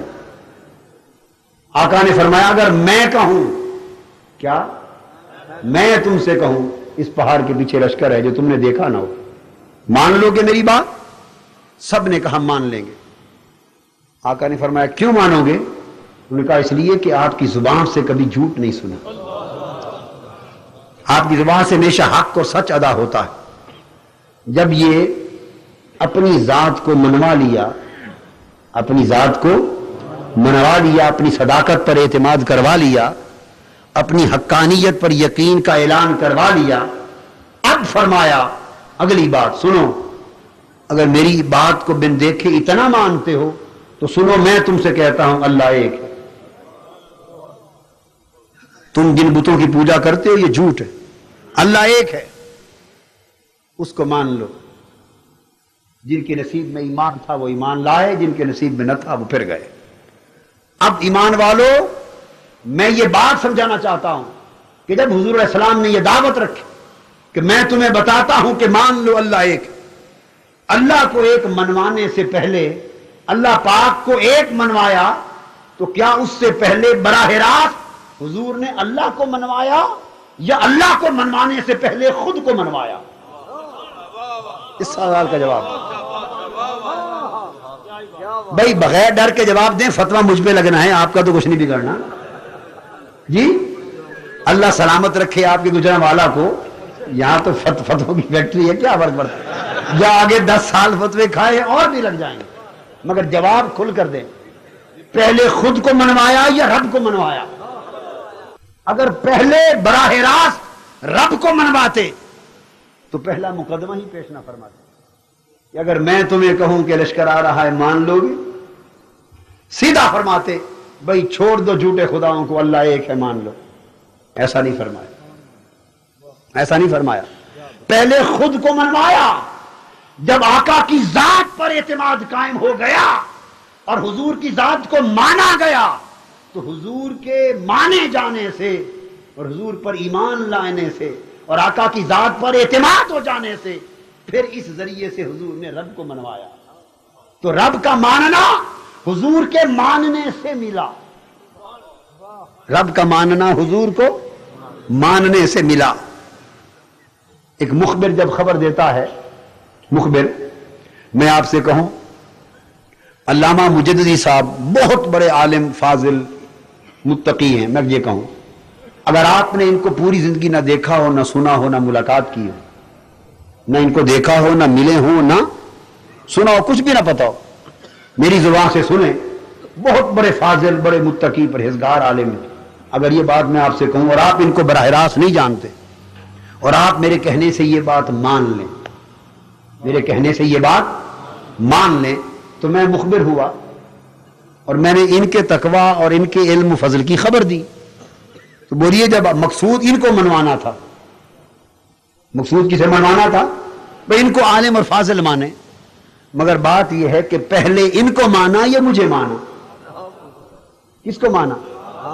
میری بات کو مانا تو تب ہی ان کو مانا, اگر میری ذات پر ہی انکار ہو جاتا کہ ہم آپ کو ہی سچا نہیں مانتے تو ان کو عالم فاضل آپ مانتے؟ تو پہلے مخبر کو مانتے ہیں یا مخبر عنہ کو مانتے ہیں؟ پہلے مخبر کو مانتے ہیں، پھر جس کی وہ خبر دیتا ہے اس کو مانتے ہیں۔ اللہ پاک نے فرمایا جب حضور علیہ السلام نے دلیل دی فَقَدْ لَبِثْتُ فِيكُمْ أُمَمًا مِّن قَبْلِهِ أَفَلَا تَعْقِلُونَ، لوگوں میں تمہیں رب کے ایک ہونے کی خبر دے رہا ہوں اور اس کے ماننے کی دلیل یہ ہے کہ میری زندگی تمہارے سامنے، اگر مجھے مانتے ہو تو پھر رب کو مان لو، اگر مجھے نہیں مانتے اس کا کھلا انکار کر دو۔ تو گویا میں بتا یہ رہا ہوں کہ توحید پر ایمان کا اعتبار رسالت پر ایمان سے ہے، اگر رسالت پر ایمان معتبر ہے تو توحید درست ہے، اگر رسالت کا عقیدہ معتبر نہیں تو جو چاہے کہتے پھرے سب کچھ غیر معتبر۔ عقیدہ رسالت معتبر نہیں تو نہ عقیدہ توحید معتبر ہے، نہ عقیدہ آخرت معتبر ہے، کچھ شے پر ایمان لانا معتبر نہیں اگر رسالت پر عقیدہ معتبر نہیں۔ بات سمجھے ہے نا؟ تو سمجھانا چاہتا ہوں اس نقطے کو سمجھو، نبوت اور رسالت کی شان میں اگر عقیدہ تھوڑا سا ہل گیا سب کچھ برباد گیا، اور اگر یہ عقیدہ درست ہو گیا تو ایمان کی ساری شاخیں قبول ہو گئی۔ لہذا مومن یعنی کافر بھی اسی نقطے سے بھٹکنے سے ہوئے، مشرک بھی یہیں سے ہوئے، کافر بھی اسی نقطے سے بھٹکے تو ہو گئے کافر، اسی نقطے سے بھٹکے تو مشرک ہو گئے، اسی نقطے سے بھٹکے منافق ہو گئے، اسی نقطے کو سمجھے تو مومن ہو گئے۔ سارے طبقے کافر، مشرک، منافق، مومن اسی دائرے کے ارد گرد گھومتے رہے۔ یہ بڑی اہم بات ہے، اس کو یاد بھی رکھ لیں اور زندگی بھر اپنے پلے میں باندھے رکھیں۔ بڑی اہم بات جو بتا رہا ہوں۔ کتنے طبقے ہوئے؟ کافر، بولیے، مشرک، منافق اور مومن، چار۔ کافر، مشرک، منافق اور مومن، چار طبقے۔ آئیے اب قرآن مجید کے حوالے سے اور اس کا نچوڑ عرض کریں۔ رسالت و نبوت کی شان میں وہی فضیلت اور وہی مثلیت، اسی تعلق کو جو نہ سمجھے وہ بہک گئے، جو سمجھ گئے وہ مومن ہو گئے۔ کافر کیسے ہوئے؟ بڑی اہم بات، وہ لوگ ہر نبی اور ہر رسول زمانے میں لوگوں کے سامنے آئے، جن لوگوں نے ہر نبی میں کی ذات میں فضیلت بھی تھی اور بولیے مثلیت بھی تھی، ساری تقسیم اسی پر ہے، فضیلت بھی تھی اور مثلیت بھی تھی۔ دہرا لیں، یعنی فضیلت سب سے اونچا ہونا، مثلیت ایک جیسا لگنا، دونوں شانیں تھی۔ کافر کون ہوئے؟ جنہوں نے نبی کی فضیلت کا انکار کر دیا اور فقط مثلیت کا اقرار کیا، وہ کافر ہو گئے۔ جنہوں نے نبی کی فضیلت کا کلی، بولیے، کلی انکار کر دیا اور صرف مثلیت کا اقرار کیا، وہ کافر ہو گئے۔ قرآن مجید میں ہے جب انبیاء علیہ السلام آتے تو جو کافر ہو گئے وہ کہتے لوگوں اس پر ایمان نہ لانا، یہ تو اور کچھ بھی نہیں ہے، بس تمہارے جیسا بشر ہی ہے۔ وہ جو فضیلتیں نظر آتی تھی، نبی کے معجزے، نبی کے کمالات، نبی کے تصرفات، نبی کی نشانیاں، عظمتیں، فضیلتیں، رفعتیں، ان کو دیکھتے نہ انکار کر دیتے، اور وہ جو مثلیت نظر آتی تھی انسانی زندگی کے گوشے، فقط ان کو دیکھتے۔ تو جب صرف مثلیت کا اقرار کرتے اور فضیلت کا کلی انکار کرتے، وہ کافر ہو گئے۔ ما نراکا الا بشرا مثلنا، نبی سے کہتے ہم آپ کو تو سوائے اپنی جیسے بشر کے اور کچھ دیکھتے ہی نہیں، آپ کیا ہیں، ہمارے جیسے بشر ہی تو ہیں۔ سو جنہوں نے فضیلت کا انکار کیا اور فقط مثلیت کا اقرار کیا، کافر ہو گئے۔ اس کے بعد دوسرا ٹولہ مشرک ہو گیا۔ مشرک وہ ہوئے جنہوں نے اس کے برعکس صرف فضیلت کا اقرار کیا اور مثلیت کا کلی انکار کر دیا۔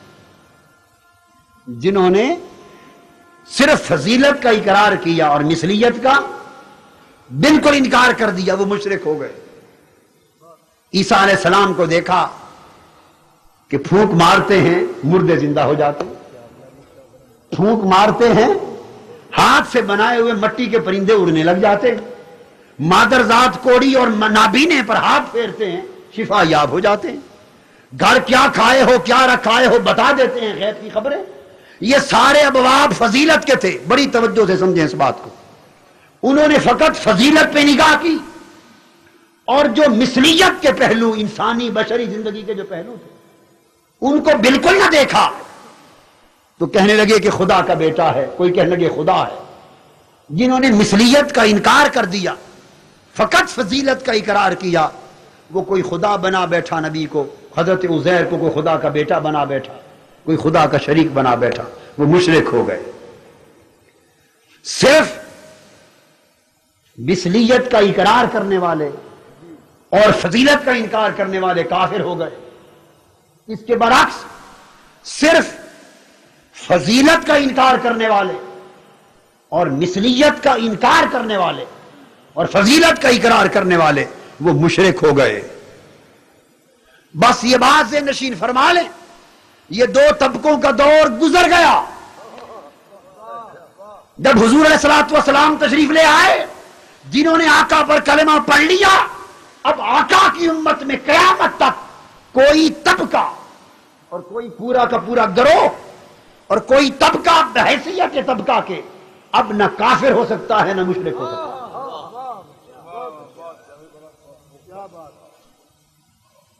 کوئی طبقہ، انفرادی فعل کا ہر کوئی ذمہ دار ہے۔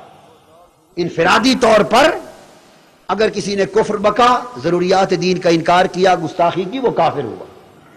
ہر شخص اپنے انفرادی فعل کا ذمہ دار ہے، اپنے عقیدے کا۔ مگر جیسے کافر تھے ما نراک الا بشرا مثلنا، نہ وہ رہے، اور وقالت اليہود عزیر ابن اللہ، نہ وہ رہے۔ کافر اور مشرک کے دور گزر گئے، اب انفرادی طور پر لوگ ہیں، مگر جب آقا کی امت بن گئی، اب حضور کی امت میں کوئی طبقہ نہ کافر ہوگا نہ حضور کی امت میں کوئی طبقہ مشرک ہوگا۔ حتیٰ کہ آقا دو جہاں صلی اللہ علیہ وآلہ وسلم نے امت کو خوشخبری سنا دی، صحیح بخاری میں ہے، فرمایا لوگو میں دنیا سے جا رہا ہوں اور تمہیں بتا رہا ہوں کہ جانے کے بعد مجھے تمہارے بارے میں مشرک ہو جانے کا کوئی خوف نہیں۔ اب میری امت مشرک نہیں ہوگی، شرک میں مبتلا نہیں ہوگی، بلکہ دنیا میں مبتلا ہو جائے گی۔ دنیا میں امت مبتلا ہو گئی، دنیا میں مبتلا ہو گئی۔ شرک کے بارے میں آقا نے بے خوفی کا اظہار فرمایا۔ آقا مطمئن ہو کہ مجھے کوئی خوف نہیں امت کے مشرک ہونے کا، رسول اطمینان کا اظہار فرمائے۔ اور آج کا کوئی مبلغ آقا کی امت کے طبقے کو مشرک کہے، اس نے رسول کے اعلان کا انکار کر دیا۔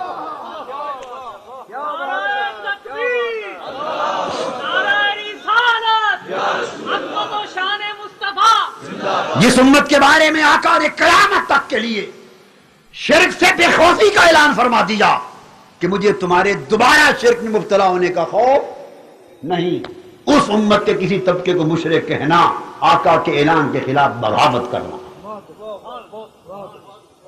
اب کفر و شرک کا دور گزر گیا، امت میں بتا رہا ہوں، امت میں۔ اب امت میں کون ہے؟ امت میں یا مومن ہیں یا منافق ہیں، یا مومن ہیں یا، اب وہ کون ہیں یہ فرق سمجھ لیں منافق کی بات۔ اب ایک ترتیب سے میں دہرا دیتا ہوں تاکہ بات یاد رہے۔ کافر کون تھے؟ جنہوں نے فضیلت کا بالکل انکار کر دیا تھا اور مثلیت کا صرف اقرار کیا تھا۔ پھر مشرک کون ہوئے؟ جنہوں نے صرف فضیلت کا اقرار کیا اور مثلیت کا بالکل انکار کر دیا، مشرک ہو گئے۔ اب منافق کون ہے؟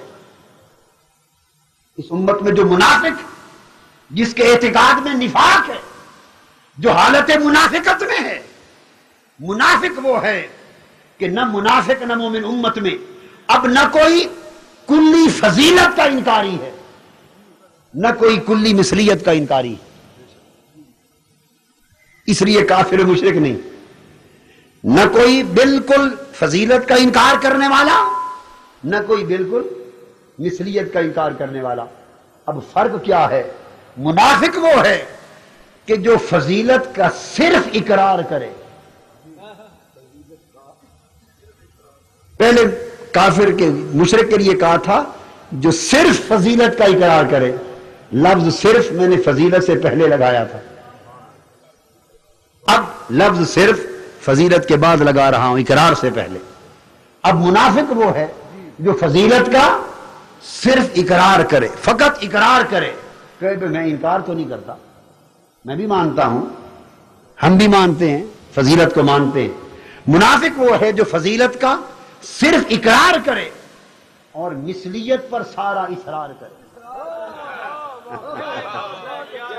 آپ سمجھیں؟ ہاں، جو فضیلت کا صرف اقرار کرے اور مثلیت پر سارا، جب فضیلت کی باتیں بتائی جائیں کہیں ہم تو انکاری نہیں، ہم فضیلت بھی مانتے ہیں، معراج بھی مانتے ہیں، معجزے بھی مانتے ہیں، شفا بھی مانتے ہیں، ساری فضیلتیں بیان کرتے جاؤ تو جواب میں کہے میں تو اقرار کرتا ہوں، مانتا ہوں، ہم تو انکاری نہیں۔ تو فضیلت کا صرف اقرار کرے بس، مگر جب تقریر کرے زور سارا مثلیت پر دے، خطاب میں اصرار سارا مثلیت پر ہو، عمر ساری لگائے پڑھنے پڑھانے درس اور واعظ میں، دلیلیں نکال نکال کے لائے مثلیت ثابت کرنے کے لیے، زور اور اصرار سارا مثلیت پر رکھے، اور فضیلت کی بات آئے تو صرف اقرار کرے۔ تو دوستو، جس کا زور بیان اور اصرار مثلیت پر رہے اور فضیلت کا صرف اقرار رکھے، جان لو وہ منافق ہے، اور مومن کی پہچان یہ ہے کہ جو مثلیت کا صرف اقرار کرے، مثلیت کا صرف اقرار کرے، زور اور اصرار سارا فضیلت پر کرے۔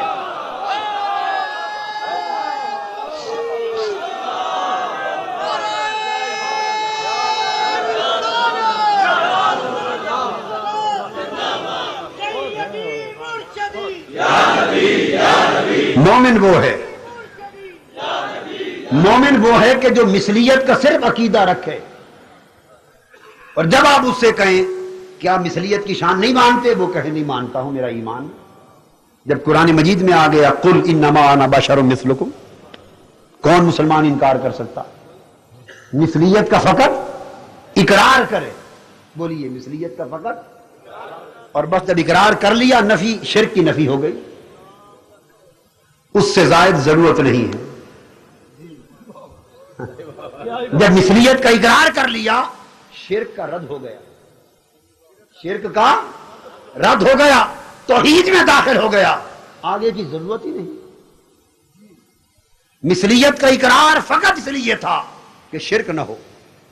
عزیر کو خدا کا بیٹا بنا بیٹھے علیہ السلام، حضرت عیسیٰ علیہ السلام کو خدا یا خدا کا بیٹا بنا بیٹھے، مثلیت کا انکار کر کے۔ تو مثلیت کا فقط اقرار کرے، مانے، تاکہ آقا کو مخلوق مانے، آقا کو رسول مانے، اللہ کا برگزیدہ بندہ اور محبوب مانے، نہ خدا مانے، نہ خدا کا بیٹا مانے، نہ خدا کا جز مانے، نہ خدائی میں شریک مانے۔ جب مثلیت کا اقرار ہو گیا، شرک رد ہو گیا، اور باقاعدہ ساری زندگی سارا زور اور اصرار فضیلت کے بیان پر لگاتا رہا۔ جب بیان کرے فضیلت بیان کرے، جب زور لگائے فضیلتیں بیان کرے، جب خطاب کرے فضیلت کو موضوع بنائے۔ تو دوستو، ایمان کی پہچان یہ ہے کہ ساری زندگی اس کا موضوع، اس کا اصرار مصطفیٰ کی فضیلت رہے، اور مثلیت کا فقط اقرار داخل رہے۔ بس جو شخص عمر بھر سارا اصرار فضیلت پہ کرتا رہے اور اقرار مثلیت کا رکھے، اس کی پہچان ایمان کی، اسے مومن جانو۔ بولیے اسے مومن جانو۔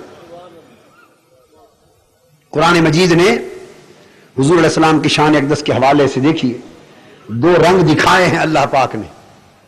مثلیت میں تواضع ہوتی، بیان مثلیت میں بولیے کیا ہوتا ہے؟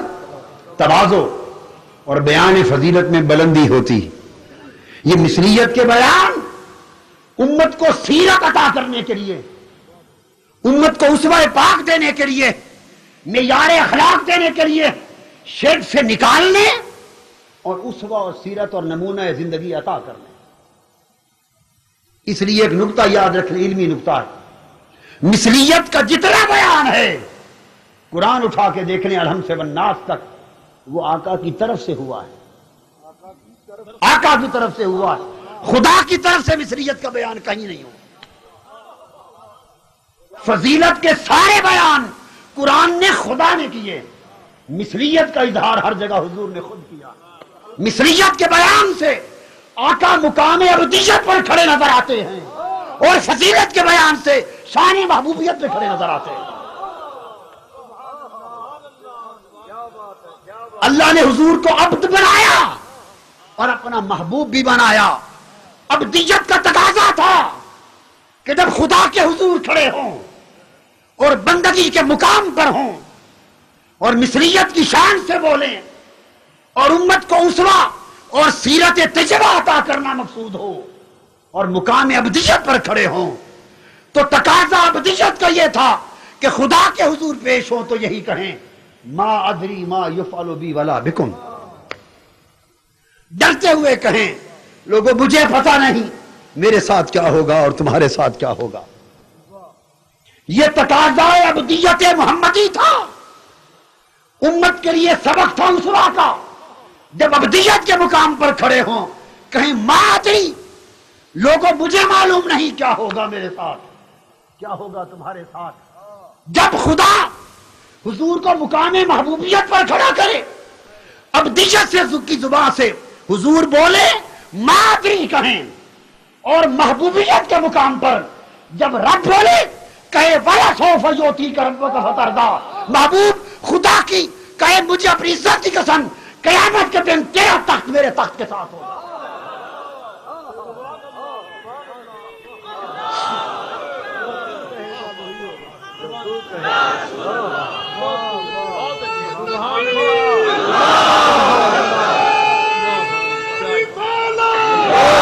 اب بولیے، آخرت کا بیان ہے، زبان ابدیت بولتی ہے، عرض کرتی ہے معلوم نہیں کیا ہوگا۔ زبان الوہیت بولتی ہے میں بتاتا ہوں، قیامت کے دن تیری کرسی میری کرسی کے داہنے جانے کو، وَلَلْآخِرَةُ خَيْرٌ لَكَ مِنَ الْأُولَىٰ، تیری ہر بات کی گھڑی سب سے پہلی ہوگی۔ اور حبیب جس جس کی طرف تیرا اشارہ ہوتا جائے گا وہی بخشا جائے گا۔ جنت کا دروازہ اس وقت تک بند رہے گا جب تک تو چابی سے افتتاح نہیں فرمائے گا۔ اب سوال یہ ہے کہ اس کو مانیں گے یا اس بات کو مانیں گے؟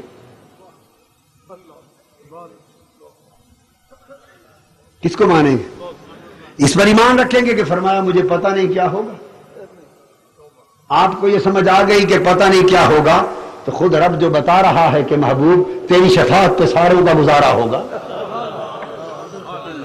بخشش تیرے اشاروں پہ بٹے گی، تیری کرسی شفاعت کے مقام محمود پر ہوگی، اور کیا بتانا رہ گیا کہ کیا ہوگا؟ تو نقطہ کیا ہے میں یہ سمجھانا چاہتا ہوں، مقام ابدیت پر آقا بولے تو کہیں لو کنت عالم الغیب لاستکثرت من الخیر، اگر میں غیب جانتا تو مجھے کوئی نقصان نہ پہنچتا، کوئی نقصان نہ پہنچتا۔ آقا خود زبان ابدیت سے بولے، یوں فرمائے، رب محبوبیت کو آشکار کرنے کے لیے زبان الوہیت بولے تو کہے وما ہوا علی الغیب بدنین، یہ غیب بتانے میں بخل نہیں کرتا، جو چاہو مصطفیٰ بتاتا ہے۔ کون سی آیت کو نکال دو گے قرآن سے؟ اب میں سمجھا دیتا ہوں حل کیا ہے۔ حل کیا ہے؟ یہ جتنے کلام، یہ میں نے دو نمونے دیے ہیں، پورے قرآن کو اس نمونے پہ طے کر لیں۔ اب ہم حل کی طرف آتے ہیں۔ امت مفت میں جھگڑوں میں کھو گئی، فساد و خرابات میں کھو گئی، کوئی تعارض کوئی جھگڑا نہ تھا دین میں، ہم نے اپنی بدبختی سے جھگڑا بنا ڈالا۔ بات فقط اتنی تھی کہ آقا جب ابدیت کے مقام پر بولتے تو تقاضا ابدیت یہ تھا کہ حضور اپنی مثلیت کو اجاگر کرتے رہیں، مثلیت کو اجاگر کرتے رہیں، اور وہ کلام فرمائیں جو امت کو اپنے اخلاق کے لیے اسوہ بنے، سیرت بنے۔ آقا کلام کریں ابدیت کے مقام پر، اپنی نفی کریں، اور رب کریم زبان الوہیت جب بولے تو آپ کو مقام محبوبیت پہ کھڑا کر کے آپ کی فضیلت کو اجاگر کرے، لوگوں کو کہیں لوگوں سب کچھ یہی ہے۔ عبدیت کی زبان کھلے تو کہیں میں کچھ نہیں ہوں، مدینہ سے آواز اٹھے تو آواز سنائی دے لوگوں میں کچھ نہیں ہوں، عرش سے آواز آئے بتایا جائے لوگوں سب کچھ یہی، سب کچھ یہی۔ اب فرق کیا تھا؟ فرق یہ تھا کہ حضور نے عبدیت کے مقام پر جو کہا وہ اسوہ اور کردار بننے کے لیے کہا، عقیدہ رکھنے کے لیے نہیں کہا۔ وہ تواضع کا سبق تھا، انکساری کا سبق تھا، اور نفی کمال کی کر کے کمال کی انتہا تھی۔ کمال کی انتہا کمال کا اس بات نہیں، کمال کی نفی ہوتی۔ یاد رکھیں یہ بات، ہر ایک بات پہ کہتا تھا اکبر الہ آبادی کا شعر، ہر ایک بات پہ کہتا تھا من نمی دانم، ہر ایک بات پہ کہتا تھا من نمی دانم کہ میں نہیں جانتا۔ یہ بات سچ ہے کہ اکبر بہت ہی عالم تھا، ہر ایک بات پہ کہتا تھا من نمی دانم، یہ بات حق ہے کہ اکبر بہت ہی عالم تھا۔ جو کہتا ہے نا میں جانتا ہوں میں جانتا ہوں میں جانتا ہوں، اس کے کمال میں کمی ہوتی ہے، اور جو کہتا ہے مجھے معلوم نہیں، اس کا کمال کامل ہوتا ہے۔ آقا عبدیت کے مقام پر جب کلام فرماتے تو نفی کرتے، اور مقامی محبوبیت پر فائز کر کے جب خدا کی زبان کھلتی تو خدا پاک سارے کمالات کا اس بات کرتا۔ تو یاد رکھ لیں آقا نے جو کچھ فرمایا یہ تواضع اور مثلیت سکھانے کے لیے فرمایا، اور رب نے جو کچھ فرمایا وہ محبوب پر عقیدہ بنانے کے لیے فرمایا، عقیدہ بنانے کے لیے فرمایا۔ ہم نے کیا کر دیا؟ حضور جو اپنی شان عبدیت پر فرماتے رہے ہم نے اس سے عقیدہ بنانا شروع کر دیا، جو اپنی شان عبدیت میں فرماتے رہے ہم نے اس سے عقیدہ بنانا شروع کر دیا۔ جبکہ عقیدہ دیکھنا یہ تھا، یوں نہ دیکھو، دو زاویہ نگاہ ہے۔ ایک زاویہ یہ ہے کہ حضور خود کو اللہ کی بارگاہ میں کس طرح پیش کرتے ہیں، عبدیت کا زاویہ یہ ہے کہ حضور خود کو اللہ کی بارگاہ میں کس طرح پیش کرتے ہیں، اور فضیلت کا زاویہ محبوبیت کا یہ ہے کہ رب خود کو حبیب رب اپنے حبیب کو ہمارے سامنے کیسے پیش فرماتا، حضور خود کو کیسے پیش کرتے۔ دوسرا زاویہ یہ ہے خدا خود حبیب کو کیسے دکھاتا ہے۔ حضور کا حق ہے وہ عبدیت میں، نفی کمال میں، تقاضا مثلیت میں، خدا کے حضور تواضع میں، انکساری میں، ذات میں، جس طرح چاہیں خدا کے حضور پیش کریں۔ وہ آقا کا حق تھا، امت تیرا حق نہ تھا۔ وہ آقا کا حق تھا، خود کو جیسے چاہیں اپنے مولا کے حضور پیش کریں، مگر اے امتی وہ تیرا حق نہیں۔ تیرا حق کیا ہے؟ دیکھ رب حبیب کو کیسے پیش فرماتا ہے، رب حبیب کو کیسے پیش فرماتا ہے۔ رب کا پیش فرمانا یہ ہے جدھر آقا چلتے ہیں خدا گلیوں کی قسمیں کھاتا ہے۔ سراج منیر کہتا ہے، فضیلتیں عطا کرتا ہے، منصب دیتا ہے، من یطع الرسول فقد اطاع اللہ، حبیب جو تیرا حکم مانے اس نے میرا حکم مانا۔ قل ان کنتم تحبون اللہ فاتبعونی یحببکم اللہ، جو تیری غلامی کا پٹا گلے میں ڈالے وہ میرا محب اور محبوب بن گیا۔ محبوب لا تقدموا بین یدی اللہ ورسولہ، اللہ اور اللہ کے رسول سے آگے بڑھا نہ کرو، یعنی جو رسول کے عمل پر پہل کی کوشش کرے وہ رسول کا بے ادب نہیں، خدا کا بے ادب، اور جو رسول کا ادب کرے وہ خدا کا ادب کرتا ہے۔ ان الذین یبایعونک انما یبایعون اللہ، جو رسول کے ہاتھ پر بیعت کرتا ہے وہ رسول کے ہاتھ پر نہیں خدا کے ہاتھ پر بیعت کرتا ہے۔ واللہ ورسولہ احق ان یرضوہ، اللہ اور اس کا رسول حقدار ہیں کہ اسے راضی کیا جائے۔ ذاتیں دو ہیں مگر ضمیر واحد کی ہے، یرضوہ، اسے راضی کیا جائے۔ باری تعالیٰ بات تو تیرے اور تیرے حبیب کی دو کی ہے، تو کہنا چاہیے تھا یرضوہما، حقدار ہیں کہ ان دونوں کو راضی کیا جائے۔ اپنی اور اپنے حبیب کی دو کی بات کی اور فرمایا یرضوہ، حقدار ہیں کہ اسے راضی کیا جائے.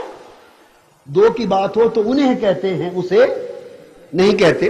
تو دو کی بات ہے, واحد کی ضمیر کیوں استعمال کی؟ فرمایا اس لیے کہ مثلیت سے مغالطہ کھا جانے والوں, میرے حبیب کا مقام اس کی زبان ابدیت سے نہ سمجھو, میرے حبیب کا مقام میری زبان الوہیت سے سمجھو. میں کیسے بتا رہا ہوں؟ میرا فرمان یہ ہے, میں نے اس لیے کہا کہ اسے راضی کریں کہ میری رضا کو تلاش کرنے والوں, مجھے میری عزت کی قسم, میری رضا کہیں نہیں ہے, مصطفیٰ کی رضا میں ہے. میرے حبیب کو راضی کر لو, میں راضی ہو گیا. میری اطاعت کہیں اور نہیں ہے, مصطفیٰ کی اطاعت کی نام ہی میرا اطاعت ہے. حبیب کی محبت کا نام ہی میری محبت ہے. حبیب کی فرما برداری کا نام میری فرما برداری ہے. مصطفیٰ کی بیعت میری بیعت ہے. مصطفیٰ کا قرب میرا قرب ہے. مصطفیٰ سے دوری میری دوری ہے. مصطفیٰ کی حرمت میری حرمت ہے. مصطفیٰ کی معصیت میری معصیت ہے. من یعص اللہ ورسولہ یتعدی حدودہ. مصطفیٰ کی قربت میری قربت ہے. مصطفیٰ کا ہو جانا میرا ہو جانا ہے. جو مجھے پانا چاہتے ہیں سن لیں کہ میں کہیں پایا نہیں جاتا.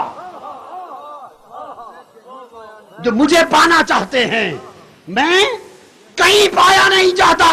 مجھے پانے کی آرزو کرنے والوں, میرے مصطفیٰ کو پالو, میں خود بخود مل جاؤں گا.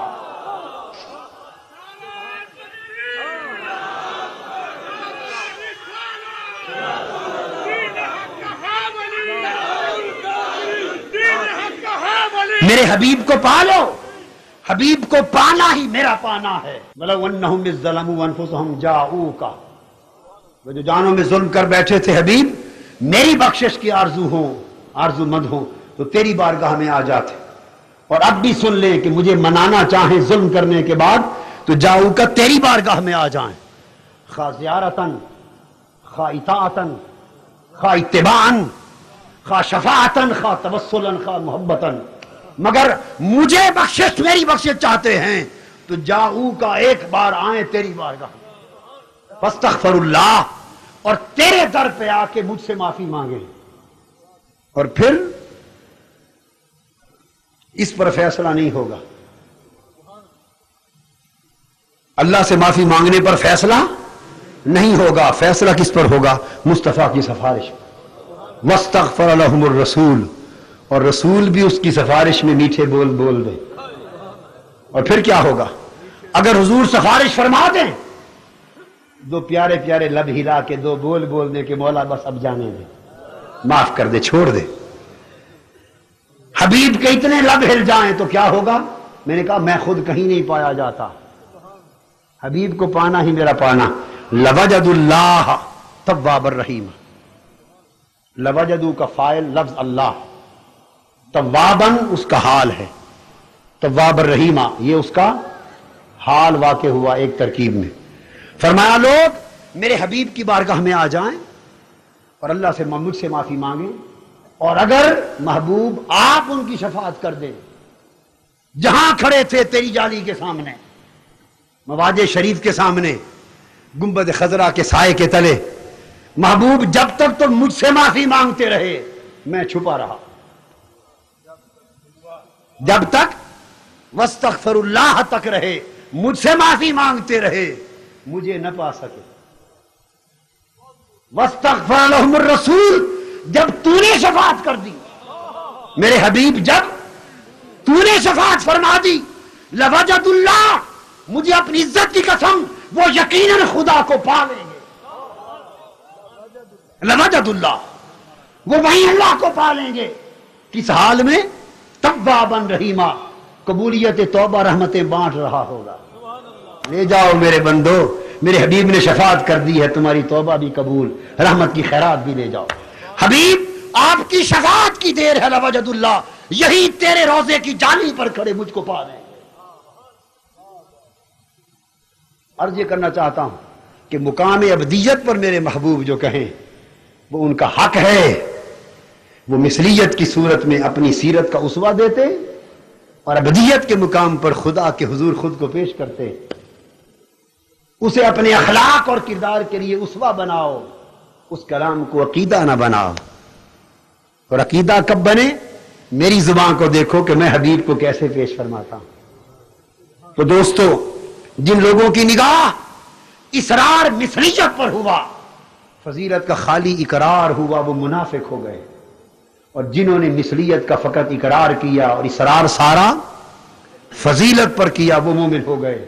یہی نگاہ کا فرق تھا آقا کے عاشقوں میں اور آقا کے منکروں میں، نگاہ کا یہی فرق تھا۔ ایک گلاس میں پانی ہو، 2/3 پانی، مثال دے رہا ہوں پینے کے لیے نہیں کہا، ایک گلاس میں 2/3 پانی ہو اور میں آپ سے پوچھوں بھائی اس میں کتنا پانی ہے، 2 آدمیوں سے پوچھوں کہ اس میں کتنا پانی، دونوں کا زاویہ نگاہ مختلف ہوگا۔ ایک کہے گا بھائی 2/3 پانی ہے، ایک کہے گا 1/3 خالی ہے۔ واقعہ ایک ہی ہے، واقعہ ایک ہی ہے، ایک کی نگاہ خالی حصے پر پڑ رہی ہے، ایک کی نگاہ بھرے ہوئے حصے پر پڑ رہی ہے۔ بلا تشبیہ و بلا مثال، یہاں تو خالی اور بھرا ہوا ہے نا، وہاں تو کوئی حصہ بھی خالی نہیں، سب کچھ بھرا ہوا ہے۔ زاویہ نگاہ یہ ہے، ایک مثلیت میں کمیاں تلاش کرتا پھرتا ہے، ایک فضیلت میں اونچے درجے تلاش کرتا پھرتا ہے۔ جو اونچے مقام تلاش کرتا ہے وہ مومن ہے، جو مثلیت میں کمزوریاں تلاش کرنے میں بدبختی کرتا ہے وہ منافق ہے۔ سیدنا صدیق اکبر رضی اللہ تعالیٰ عنہ، عمر، سیدنا فاروق اعظم، سیدنا عثمان، سیدنا علی رضوان اللہ تعالیٰ علیہ مجمعین، آقا کو وہ بھی دیکھتے تھے، گلیوں میں چلتے دیکھتے تھے یا نہیں؟ ابو جہل، ابو لہب بھی دیکھتے تھے چلتے، چلنا دونوں دیکھتے تھے، مگر کافر بدبخت چلنا دیکھ کر اپنے پر قیاس کرتے۔ یمشی فی الاسواق، بازاروں میں چلتا ہے، گلیوں میں چلتا ہے، ہم بھی چلتے ہیں، یہ بھی چلتا ہے ہمارے جیسا۔ وہ چلنے سے اپنے جیسا نکالتے تھے، چلنا صحابہ بھی دیکھتے، مگر وہ چلنے پہ خرام ناز پہ نگاہ کرتے اور یہ دیکھتے کیسے جن گلیوں سے گزر جاتے ہیں گلیوں کی ہوائیں بھی معطر رہتی ہیں، وہ ان گلیوں کی معطر ہواؤں کو دیکھتے، وہ چلنے میں اپنی تمثیلوں کو دیکھتے۔ جس میں پاک آقا کا صحابہ کرام بھی دیکھتے، پیکر بشری، کافر بھی دیکھتے، مگر کافر پیکر بشری کو دیکھ کر یہ کہتے کہ اس کا بھی جسم ہمارا بھی جسم، اور عاشق دیکھتے تو کہتے دیکھیے پیکر بشری پر سایہ نہیں، وہ اسی جسم کا سایہ نہ ہونا دیکھتے، سایہ نہ ہونا دیکھتے، اس کے کمال دیکھتے۔ آقا کا پسینہ مبارک آتا، کافر پسینہ نکلنا دیکھتے، پسینہ نکلنا دیکھتے کہ پسینہ نکلتا ہے، اپنے اوپر قیاس کرتے، عشاق پسینہ دیکھتے، دھیان پسینہ نکلنے پر نہ جاتا، ادھر جاتا دیکھو پسینہ مصطفیٰ، عنبر و مشک بھی کوئی مقابلہ نہیں کر سکتا، وہ اس کی مہکتی ہوئی خوشبوؤں کو دیکھتے۔ لعاب دہن کافر بھی دیکھتے، صحابہ کرام بھی دیکھتے، مگر وہ فقط لعاب دہن میں ٹکے رہتے، اور صحابہ لعاب دہن سے بینائیوں کا پلٹ آنا دیکھتے، بینائیوں کا پلٹ آنا دیکھتے۔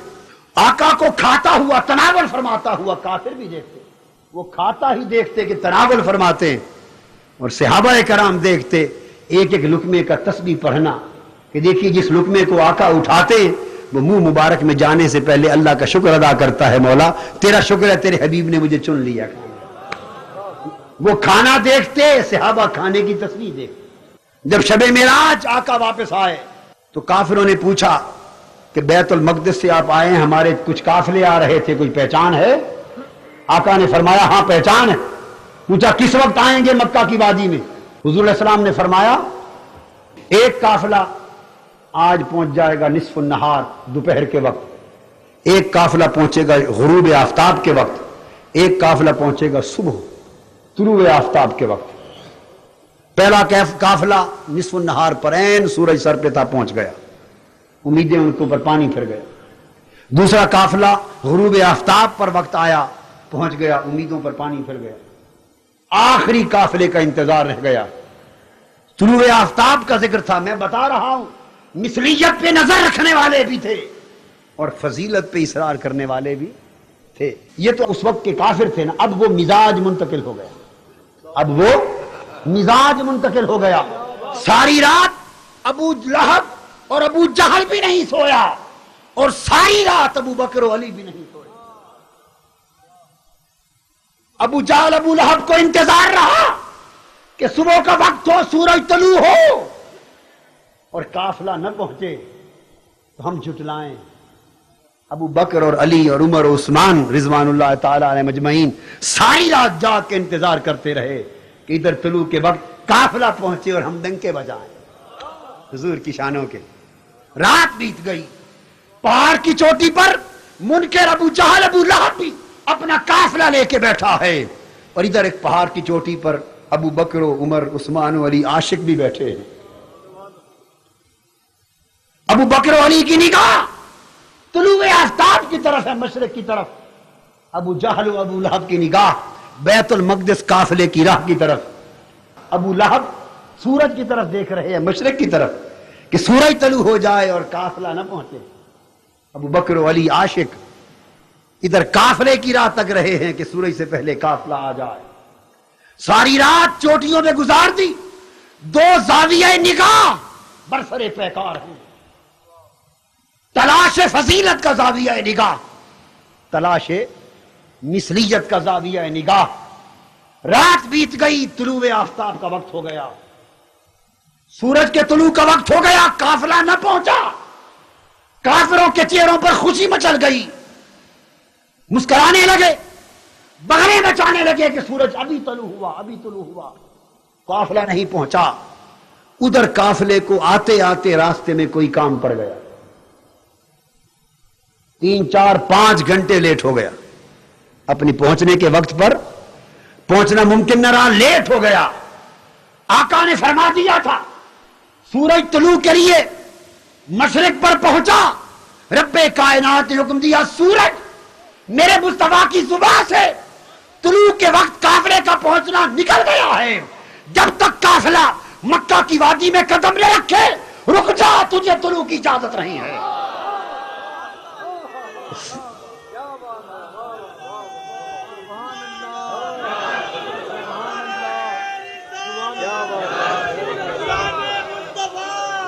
محدث نیشاپوری روایت کرتے ہیں کہ تہائی پہر رات کا 3 4 گھنٹے گزر گئے، وقت آ گیا، کئی گھنٹے گزر گئے، سورج رکا رہا۔ جب قافلہ مکہ کی وادی میں پہنچا، طلوع آفتاب کو حکم ہوا، ادھر سورج نے کنارہ نکالا، ابو جہل کی آواز گونجی سورج طلوع ہو گیا، اس کا جملہ مکمل نہ تھا کہ عاشق بول اٹھے کہ قافلہ بھی آ گیا۔ ایک نگاہ فضیلت کی تلاش میں سرگرداں ہے، وہ قافلے کی گرد میں مصطفیٰ کے کلام کی سچائی تلاش کر رہی ہے۔ ایک نگاہ سورج کے طلوع میں مثلیت اور کمزوری تلاش کر رہی ہے۔ لوگوں، امت میں جن لوگوں کے ایمان کا مزاج ابو بکر کے رائے میں چل گیا، علی کے رائے میں چل گیا، مومن ہو گئے، اور دل کے مزاج میں ابو جہل ابو لہب بس گئے، منافق ہو گئے۔ دیکھا کرو جب آقا کا بیان ہوتا ہے کون فضیلتیں تلاش کرتا پھرتا ہے، کون کمیاں تلاش کرتا پھرتا ہے۔ جو جاننا دیکھے اسے مومن جانو، جو نہ جاننا تلاش کرے منافق جانو۔ دو کا مناظرہ تھا، دو عالموں کا موضوع تھا کہ حضور کو علم کتنا ہے، علم ہائے ہائے بدبختو، جب تم یہ سوچتے ہو کہ علم کتنا ہے، گویا تم علم پر فیصلہ کر رہے ہو۔ یہ فیصلہ تو وہ کرے جس کا علم حضور سے زیادہ ہو۔ تمہیں حق کس نے دیا کہ یہ کہو کہ اتنا ہے اور اتنا نہیں؟ حضور کے علم سے تو بڑھ کر اللہ ہی کا علم ہے، یہ فیصلہ وہ کر سکتا ہے۔ تم اپنی ترازوؤں سے کیا تولتے پھرتے ہو؟ تم ترازوؤں سے کیا تولتے پھرتے ہو؟ اور امام بصیری کے مطابق تو ابن مصطفیٰ کو لوح و قلم بھی نہیں تول سکتے۔ وَمِنْ عُلُومِكَ عِلْمَ اللَّوْحِ وَالْقَلَمِ، دو کا مناظرہ تھا، علم کا مناظرہ، کہ حضور علیہ السلام کو کتنا علم تھا کتنا نہیں۔ ساری رات ایک صاحب ساری رات کتابوں کے انبار لے کر بیٹھے، تلاش کرتے رہے، شاگردوں کو لے کر حوالے جمع ہو رہے ہیں کہ یہ پتہ چل جائے حضور کو فلاں چیز کا بھی پتہ نہ تھا، فلاں کا بھی پتہ نہ تھا، فلاں کا بھی پتہ نہ تھا۔ لا علمیاں تلاش کرتے رہے بزام خیش، وہاں تو لا علمیاں نہیں ہے۔ دوسرے صاحب تلاش کرتے رہے، حوالے جنگ حوالوں کی ہے، شان میں تو جنگ ہی نہیں. یہ جنگ ساری حوالوں اور کتابوں کی ہے، حوالوں اور رسالوں کی ہے، سب رسالوں کی جنگ ہے. اور جنہوں نے شان رسالت کو پا لیا ہے، دیکھ لیا ہے، وہاں تو جنگ ہی بند ہے. وہ تلاش کرتے رہے، پتہ چل جائے، یہ بھی جانتے، یہ بھی جانتے، سب کچھ جانتے. صبح مناظرے کے لیے آ گئے تو جو علم تلاش کرتے رہے حوالے علم کے، وہ کھڑے ہو گئے، کہنے لگے مناظرے سے پہلے ایک بات سن لو، یہ بھی میرے آقا کا کلمہ گو، میں بھی کلمہ گو، یہ بھی امتی ہونے کا دعوے دار، میں بھی دعوے دار. رات ساری اس نے بھی گوا دی، نہیں سویا. میں بھی ساری رات جاگا، نہیں سویا. میں نے بھی سینکڑوں کتابیں کھنگالی ہیں، اس نے بھی سینکڑوں کھنگالی. یہ ساری رات اپنے نبی کی شان میں یہ تلاش کرتا رہا ہے کہ لا علمیہ مل جائیں، یہ بھی پتہ نہ تھا، یہ بھی پتہ نہ تھا، یہ بھی نہ پتا تھا. میں ساری رات اپنے نبی اور آقا کے لیے یہ تلاش کرتا رہا ہوں کہ لکھا وہ مل جائے، یہ بھی جانتے تھے، یہ بھی جاننا، آقا یہ بھی جانتے ہیں، یہ بھی جانتے ہیں. بتا دو وفادار امتی کون ہے، بے وفا امتی. لوگوں، تمہاری کتابوں، حوالوں اور رسالوں سے نہ آقا کے علم کا نچلا درجہ متعین ہوگا، نہ وہ آخری درجہ متعین ہوگا. تم تو تعین نہیں کر سکتے، مگر وفاداری بے وفاداری کا تعین ہو جائے گا، اپنے بیگانے کا تعین ہو جائے گا. یاد رکھ لو، ایمان کی پہچان مثلیت ایک پردہ ہے، فضیلت ایک مقام ہے. ایمان مثلیت پر نہیں ٹکتا. مومن کی نگاہ مثلیت سے گزر کر فضیلت تک چلی جاتی ہے، منافق کی نگاہ مثلیت کے پردے تک رک جاتی ہے. اللہ پاک نے حضرت آدم علیہ السلام کو پیدا کیا، دونوں باتیں فرمائیں، بڑا خاص نقطہ ہے. دونوں باتیں فرمائیں. فرمایا انی خالقکم بشرا من صلصال من حمأ مسنون، میں بودار سے گارے کی جو کالی مٹی سے پیکر بشریت بنا رہا ہوں. فرمایا میں پیکر بشریت بنا رہا ہوں. یہ بات فرمائی قرآن میں ہے یا نہیں؟ بولیے. اور آگے فرمایا اگلی بات، یہ مثلیت کی بات تھی. یہ کیا بات تھی؟ شان مثلیت کا. آگے فرمایا فَإِذَا سَوَّيْتُهُ وَنَفَخْتُ فِيهِ مِن رُوحِي فَقَعُوا لَهُ سَاجِدِينَ. جب میں اس پیکر کو مکمل کر لوں اور اس میں اپنی روح پھونکوں، اپنا نور پھونکوں، اپنا روح پھونکوں، نور پھونکوں اس پیکر بشریت میں، جب میں نور کو روشن کر لوں فَقَعُوا لَهُ سَاجِدِينَ، تو سجدے میں گر جانا. مثلیت کی بات بھی فرمائی اور فضیلت کی بات بھی فرمائی. اس کے بعد فرمایا اسجدوا لآدم، آدم علیہ السلام کو سجدہ کرو. فرشتے سجدے میں گر گئے، شیطان اکڑ گیا. مثلیت و فضیلت دونوں چیزیں فرشتوں نے بھی دیکھی تھیں، اور مثلیت و فضیلت دونوں چیزیں شیطان نے بھی دیکھی، ابلیس نے بھی دیکھی تھی. مگر فرق یہ تھا بشریت ملائکہ سے مخفی نہ تھی. انہوں نے تو پہلے دن کہا تھا اتجعل فیہا من یفسد فیہا ویسفک الدماء. بشریت پہلے دن سے ملائکہ پہ آشکار تھی اور فضیلت بھی آشکار تھی. ابلیس بھی دونوں شانے جانتا تھا، مگر فرق یہ ہوا ابلیس کی نگاہ فقط بشریت پر یعنی مثلیت پر جا کے رک گئی، وہ بشریت میں اٹک گیا، اس کی نگاہ نور اور فضیلت تک نہ پہنچی، وہ اکڑ گیا، مردود ہو گیا. فرشتوں نے بشریت کو دیکھا مگر بشریت میں اٹکے نہیں، نورانیت تک جا پہنچے، فضیلت تک جا پہنچے. مثلیت کو دیکھ کر اقرار کرتے ہوئے گزر گئے، انہوں نے نگاہ فضیلت پہ رکھی، سجدے میں گر گئے، مقرب ہو گئے. شیطان کی نگاہ مثلیت و بشریت میں اٹک گئی، فضیلت اوجل ہو گئی، مردود ہو گیا. جب سیدنا یوسف علیہ السلام کو زنان مصر کے سامنے سے گزارا گیا، زنان مصر کو ہاتھوں میں پھل دیے، چھریاں دی، اور زلیخا نے عرض کیا حضرت یوسف ذرا یہاں سے گزرتے ہوئے اپنے چہرے سے نقاب پلٹ لینا، نقاب پلٹ لینا تاکہ یہ دیکھ لے. حضرت یوسف علیہ السلام زنان مصر کے جرمٹ سے گزرتے، گزرتے ہوئے چہرے سے نقاب پلٹ، نقاب پلٹنے کی دیر تھی، حسن یوسف جو بے نقاب ہوا، جلوہ حسن جو بے نقاب ہوا، وہ نگاہیں جلوہ یار میں گم ہو گئی۔ یہ کون سی نگاہیں تھیں؟ جنہوں نے حضرت زلیخا کو تانا دیا تھا۔ زلیخا اس لڑکے کے عشق میں ماری گئی، اس غلام کے عشق میں ماری گئی، جو تانا دیتی تھی، غلام کا غلام کا غلام کا تانا دیتی تھی، اور تانا دیتی دیتی چپ نہ کرتی تھی۔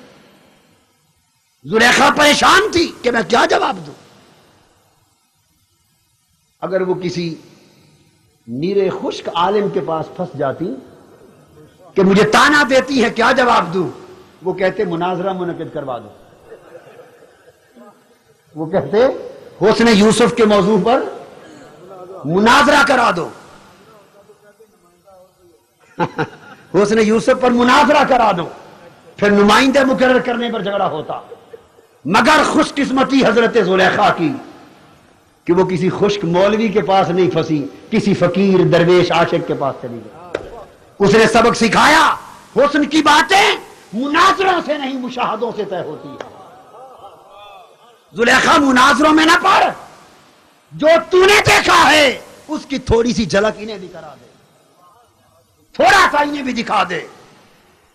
چکھنے کی چیز چکھے بغیر سمجھ نہیں آتی، دیکھنے کی چیز دید کے بغیر سمجھ نہیں آتی۔ بٹھا دیا قطاروں میں، پردہ ہٹایا حضرت یوسف علیہ السلام نے۔ جس حسن نے زلیخا کو دیوانہ کیا تھا، اس حسن کی ایک جھلک زنان مصر پر آشکار ہوئی۔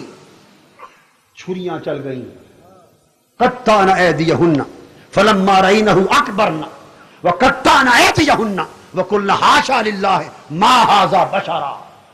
حضرت یوسف کے حسن کو دیکھا، چھریاں چل گئیں، ہاتھ کٹ گئے، انگلیاں کٹ گئیں، پھل گر گئے، خون بہ گئے، سب کچھ لٹ گیا، مگر وہ تختی ہی تختی رہ گئیں۔ اور جب ہوش میں آئیں تو کہنے لگی خدا کی قسم یہ تو بشر ہے ہی نہیں، یہ تو بشر۔ تو جب تک دیکھا نہ تھا بشر بشر کی رٹ تھی، بشر بشر کا تانا تھا، بشر بشر کا گورکھ دھندا تھا۔ جب تک دیکھا نہ تھا تانے تھے، جب تک دیکھا نہ تھا تنقیدیں تھی، جب تک دیکھا نہ تھا ہنگامہ تھا۔ بس ایک جھلک دیکھ لی، زبانیں بند ہو گئی، ہاتھ کٹ گئے، اور بشریت کا انکار کرتی پھرتی ہیں۔ لوگوں، جس نے نہیں دیکھا اس یار کو، وہ تو حسن یوسف کی بات کی، جس نے نہیں دیکھا حسن شہر یار مدینہ کو، حسن حبیب کبریا کو، ان کی کنڈل والی زلفوں کو، اس نے حسن سراپا کو، ان کی سرمئی نگاہوں کو، ان کے رخساروں کو، حسن سراپا کو، ان کے چنگل کو، آقا کے مقدس سینے کو، فراخ دست کو، آقا کے خرام ناز کو، آقا کی مسکراہٹوں کو، آنکھوں کے کنارے سے تکنے کو، دل نواز مسکراہٹ سے دلوں کے موہ لینے کو، جس نے تک لیا اس نے یار کو، ان کی انگلیاں کٹی یا گردن کٹاتے پھرتے ہیں۔ انہوں نے دیکھا بشریت سے توبہ کر گئی، اور جنہوں نے یہاں دیکھا وہ زبانیں بند کر گئے اور بول اٹھے کوئی مثل نہیں جولن دی، کوئی مثل نہیں جولن دی، چپ کر میرے علی اتھا جا نہیں بولن دی، اتھا جا نہیں بولن دی۔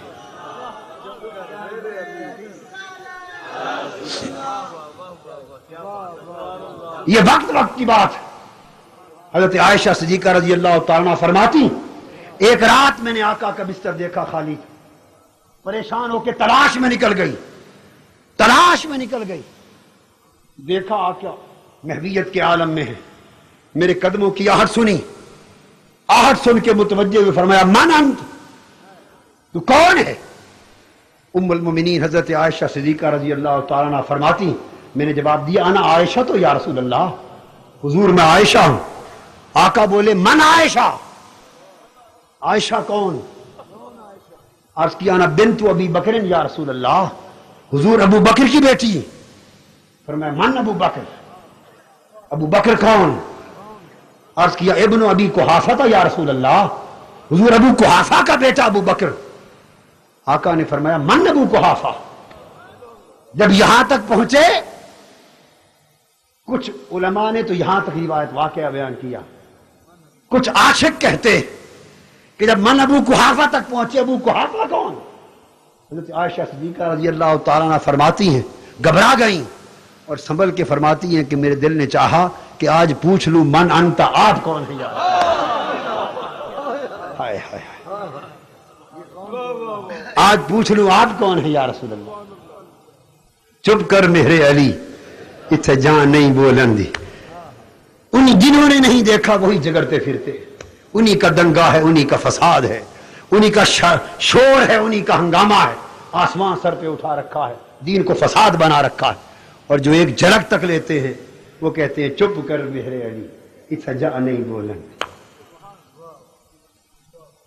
वो कहते हैं अगर खामोश रहूं मैं तो तू ही है सब कुछ, अगर खामोश रहूं मैं तो तू ही है सब कुछ, जो कुछ कहा तो तेरा हुस्न हो गया महदूद, तेरा हुस्न हो गया महदूद।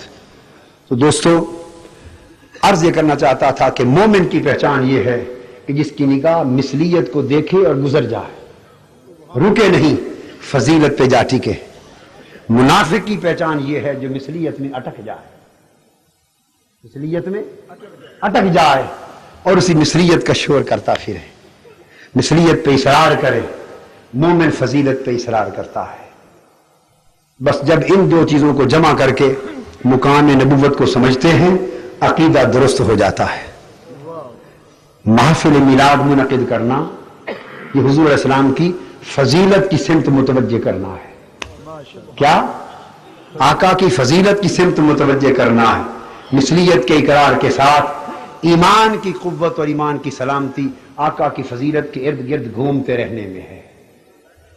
फजीलत के इर्द गिर्द, हुस्न यार के इर्द गिर्द, कमाल यार के इर्द गिर्द घूमते रहने में है। अल्लाह तबारक व तआला हमारे हाल पे करम फरमाए, हमारे ईमान और अकीदे और अमल को सलामती अता फरमाए। वमा अलैना इल्लल बलाग। काश मैं संगे दर तेरा होता, तेरे कदमों को चूमता होता, तेरे कदमों को चूम